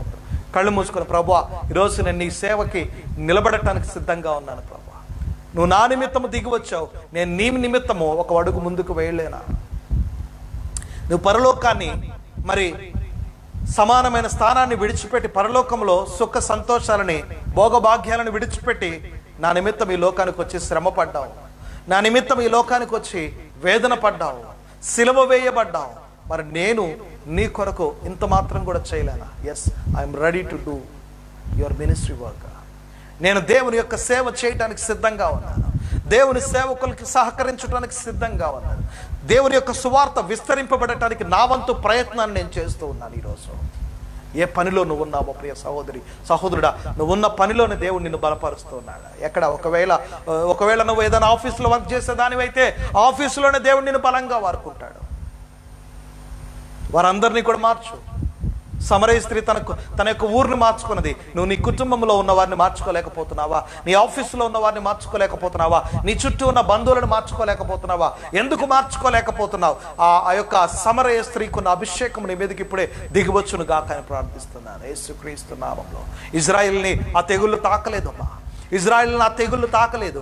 మరి ఐగుప్తీయులను తాకింది, ఐగుప్తీయులు శ్రమపడ్డారు, ఐగుప్తీయులు క్షోభపడ్డారు. ఐగుప్తీయుల మీదకి ఆ తెగులు 10 తెగుళ్ళు వాళ్ళ మీదకి వచ్చిన, ఇజ్రాయిలీల మీదకి మాత్రం దేవుడు రానియలేదు. ఎందుకంటే ఆయన వారిని ప్రేమిస్తున్నాడు కాబట్టి. ఈరోజు దేవుడు నిన్ను కూడా ప్రేమిస్తూ ఉన్నాడు, నీ మీద కనికర పడుతున్నాడు, నీ మీద జాలి పడుతున్నాడు, నీ మీద ఆయన అనేకమైన కృపను చూపిస్తున్నాడు, అత్యంత కృపను చూపిస్తున్నాడు. కాబట్టి ఆ తెగులు నీ మీదకి రాదు, భయపడకూడదు. ఆ తెగులు నీ జోలికి రాదు, భయపడద్దు. ఆ తెగులు నేను తాకదు. ఆ సంహారపు దూత నిన్ను దాటిపోయింది. పస్కా బలిగా ముందే 2000 సంవత్సరాల క్రితం యేసుక్రీస్తు ప్రభువారు నీ నిమిత్తమై బలి అర్పించబడ్డాడు. కాబట్టి ఆ సంహారపు దూత దాటిపోయింది. ఆ పస్కాని నువ్వు పూజించావు. ఆ పస్కా గొర్రెపిల్ల యొక్క రక్తము నీ గుమ్మముల మీద రాయబడి ఉన్నది కాబట్టి అది నేనేం చేయలేదు. దయచేసి ప్రతి ఒక్కరు కూడా ప్రార్థన చేసుకోండి. ప్రభువా నా కుటుంబాన్ని ఎంత ప్రేమిస్తున్నావయ్యా, నా కుటుంబాన్ని ఎంతగా దీవిస్తున్నావు ప్రభువా, నా కుటుంబాన్ని ఎంతగా ఆదరిస్తున్నావు ప్రభువా, నేను ఏ పాటి వాడనని నన్ను ఈ రీతిగా నువ్వు ఎంచుకున్నావు ప్రభువా. అయ్యా సంహారపు దూత దాటిపోయింది. నా కుటుంబం మీదకి ఏ తెగులు రాదు ప్రభువా, ఇశ్రాయేల్ ప్రజల మీదకి రాలేదు, మరి ఐగుప్తీయుల మీదకి వచ్చింది. మేము దేవా నీ ప్రజలం ప్రభువా, ఇశ్రాయేలు సంతానానికి సంబంధించిన వారమే ప్రభువా, అబ్రహాం ఇస్సాకు యాకోబుల సంతానానికి సంబంధించిన వారమే ప్రభువా. మా మీదకి ఆ తెగులు రాదు అని మేము నమ్ముతున్నాం తండ్రి. అది పాస్ ఓవర్ అయిపోయింది, అది దాటిపోయింది ప్రభువా, మా నుంచి దూరంగా పారిపోయింది ప్రభువా, మమ్మల్ని దాటి వెళ్ళిపోయింది అయిపోయింది ప్రభువా. మా కుటుంబంలో మేమందరం కూడా క్షేమముగా ఉన్నాం, మా కుటుంబంలో మేమందరం కూడా సురక్షితంగా ఉన్నాం, మాకేమీ కాదు ప్రభువా. మేము నమ్ముతున్నాం తండ్రి. ఈ రోజు నాయన యేసుక్రీస్తు ప్రభు వారి యొక్క శక్తిలో విడుదలను పొందుకున్నాం. అంత్య దినాల్లో పరిశుద్ధాత్మ కుమ్మరింపు వారి మీదకి వచ్చినట్టుగా మేము మా మీదకి ఆత్మని కుమ్మరింపుని మేము చూస్తున్నాం ప్రభువా. ఈ రోజు నుంచి ధైర్యంగా ముందుకు వెళ్తున్నాం. భయం అనే బంధకాల నుంచి విడిపించబడ్డాం, మరణం అనే బంధకాల నుంచి విడిపించబడ్డాం, అనేకమైన తెగుళ్ళనే బంధకాల నుంచి విడిపింపబడ్డాం, చీకటి నుంచి, మిడతల నుంచి, ఇదిగో కరోనా వైరస్ నుంచి మేము విడిపించబడ్డాం ప్రభువా ఈరోజు. ఎస్ లార్డ్, అవును ప్రభువా. ఈరోజు జత పనివారిగా నువ్వు ఆకాశం నుంచి, పరలోకం నుంచి మా నిమిత్తమై దిగి వచ్చావు. మా ప్రార్థనలు వినటానికి సిద్ధంగా ఉన్నావు. నీ చెవులు మందగించలేదు ప్రభువా, నీ చేతులు కురచగాలేదు ప్రభువా. ఇదిగో మా కన్నీటిని తుడుస్తున్నావు, మా కన్నీటిని, మా మొరలను అంగీకరిస్తున్నావు ప్రభువా. దేవా నీకే స్తోత్రం. ఎస్ లార్డ్, హల్లెలూయా. రాబా షందరి ఖరాబాల రాబా. ప్రతి ఒక్కరి మీద దేవుని ఆత్మ కుమ్మరింపు జరుగుతున్నది. Everybody believe in Jesus name. ప్రతి ఒక్కరి మీద ఆత్మ కుమ్మరింపు జరుగుతున్నది, ఆత్మ కుమ్మరింపు జరుగుతున్నది ప్రతి ఒక్కరి మీద యేసుక్రీస్తు నామములో. ఈరోజు ప్రతి ఒక్కరి మీద ఆత్మ కుమ్మరింపు జరుగుతున్నది, ప్రతి ఒక్కరి మీద. Yes lord. సంహారపు దూత దాటిపోయింది, భయపడాల్సిన అవసరం లేదు. పాస్ ఓవర్ అని చెప్పేసి అంటున్నాడు. పాస్ ఓవర్ రా, అది దాటిపోయింది నీ మీద నుంచి. భయపడద్దు, దిగులు పడకు, కంగారు పడకు, అధైర్యపడద్దు, ధైర్యం కలిగి ఉండు. యెరూషలేములో నుండి వెళ్ళక దేవుని యొక్క శక్తి కొరకు కనిపెట్టుకుని ఉండమన్నాడు. ఆయన యొక్క వాగ్దానం కొరకు కనిపెట్టుకుని ఉండమన్నాడు. కనిపెట్టుకుని ఉండు. ఎస్, ప్రతి ఒక్కరు కూడా కనిపెట్టుకుని ఉండండి. కనిపెట్టుకున్నట అంటే ప్రార్థన చేయట.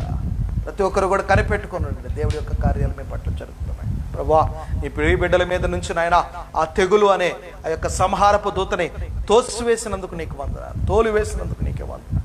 నీకే స్తుతులు చెల్లించుకుంటూ వారందరి మీద నీ ఆత్మను కుమ్మరించి మరి యేసయ్య నామములో అడిగి వేడుకుంటూ ప్రార్థిస్తున్నాను తండ్రి. ఆమేన్.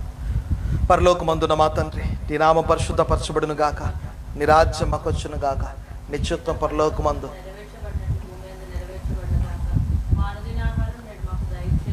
మా ఇళ్ళ అపరాధములు చేసిన వారిని క్షమించిన ప్రకారం మా అపరాధములు క్షమించు, శోధంలోనికి పోనీ ఏకాదశుల నుంచి తప్పించు. రాజ్యము, శక్తి, మహిమ నిరంతరం నీవే ఉన్నావు తండ్రి. ఆమేన్. తండ్రి యొక్క కుమారుని యొక్క పరిశుద్ధాత్మ యొక్క త్రియేక దేవుని దీవెన మీకు మాకు ఎల్లప్పుడూ సదాకాలం రాకడ పర్యంతం వరకు తోడుగా ఉండి నడిపించును గాక. ఆమేన్. God bless you all. మీ అందరికీ కూడా ప్రభు పేరిట హృదయపూర్వక ధన్యవాదాలు తెలియజేసుకుంటున్నాను. ఎస్, సంహారపు దూత దాటిపోయింది. You need to believe this.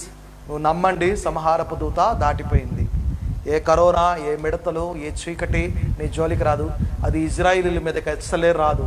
ఎందుకంటే దేవుడు వారి యొక్క మొరలను విన్నాడు. ఎస్, ఈ రోజైనా సరే మనం ప్రార్థన చేద్దాం. మనందరి నిమిత్తం పస్కా బలిగా యేసుక్రీస్తు ప్రభువారు అర్పింపబడ్డారు. ఆ రోజు గొర్రె పిల్లలు, మేకలు పస్కా బలి అయినాయి. కానీ 2000 సంవత్సరాల క్రితం యేసుక్రీస్తు ప్రభువారు పస్కా బలి అయ్యాడు మన నిమిత్తం. మనం అప్పుడే 2000 సంవత్సరాల క్రితం ఆయన రక్తముతో కడగబడి మనం విడిపింపబడ్డాం. అందుకే తల్లి గర్భములో రూపించబడక మునిపే ఎరిగి ఉన్నాను. ఎరగటము అంటే, తెలుసుకోవటం అంటే దాని యొక్క ఉద్దేశం ఏంటంటే మనని అప్పుడే మన పాపాలను కడిగి వేశాడు. కాబట్టి సో నథింగ్ టు వరీ. దేని గురించి భయపడొద్దు, కంగారు పడొద్దు. Take some safety precautions everybody.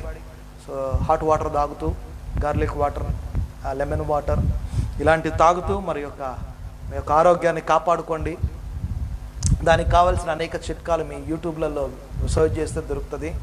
కాబట్టి మీరందరూ కూడా దయచేసి దాన్ని జాగ్రత్తగా పాటించవలసిందిగా ప్రభు పేరిట విజ్ఞప్తి చేస్తున్నాను. దైవ సేవకులు ఎలా కోటేసుకొని చెబుతారో తెలియదు, కానీ ఫస్ట్ టైము వెనక తడిసిపోతూ ఉంది. దేవునికి స్తోత్రం. దేవుడు మిమ్మల్ని దీవించును గాక. ఈరోజు సాయంకాలం లైవ్ లేదు, రేపటి దినాన్న మరలా సాయంకాలము లైవ్ కార్యక్రమంలో. ఇది ఎప్పటి వరకు అంటే, సో చర్చి మనం కలుసుకునేంత వరకు కూడా ఈ యొక్క లైవ్ కార్యక్రమాన్ని మనం కొనసాగించుకుందాం. సో ప్రార్థన చేయండి, మనకి పర్మిషన్ దొరుకులాగున. మరి ప్రార్థన చేయండి, మనకు ఒక చక్కటి మందిరము ఇదే ఏరియాలో సమకూర్చబడులాగున. Thank you. God bless you. Happy Pentecostal Sunday. ప్రతి ఒక్కరూ కూడా దేవుని నామంలో దీవించబడుతున్నారు. God bless you all. Thank you for watching this live.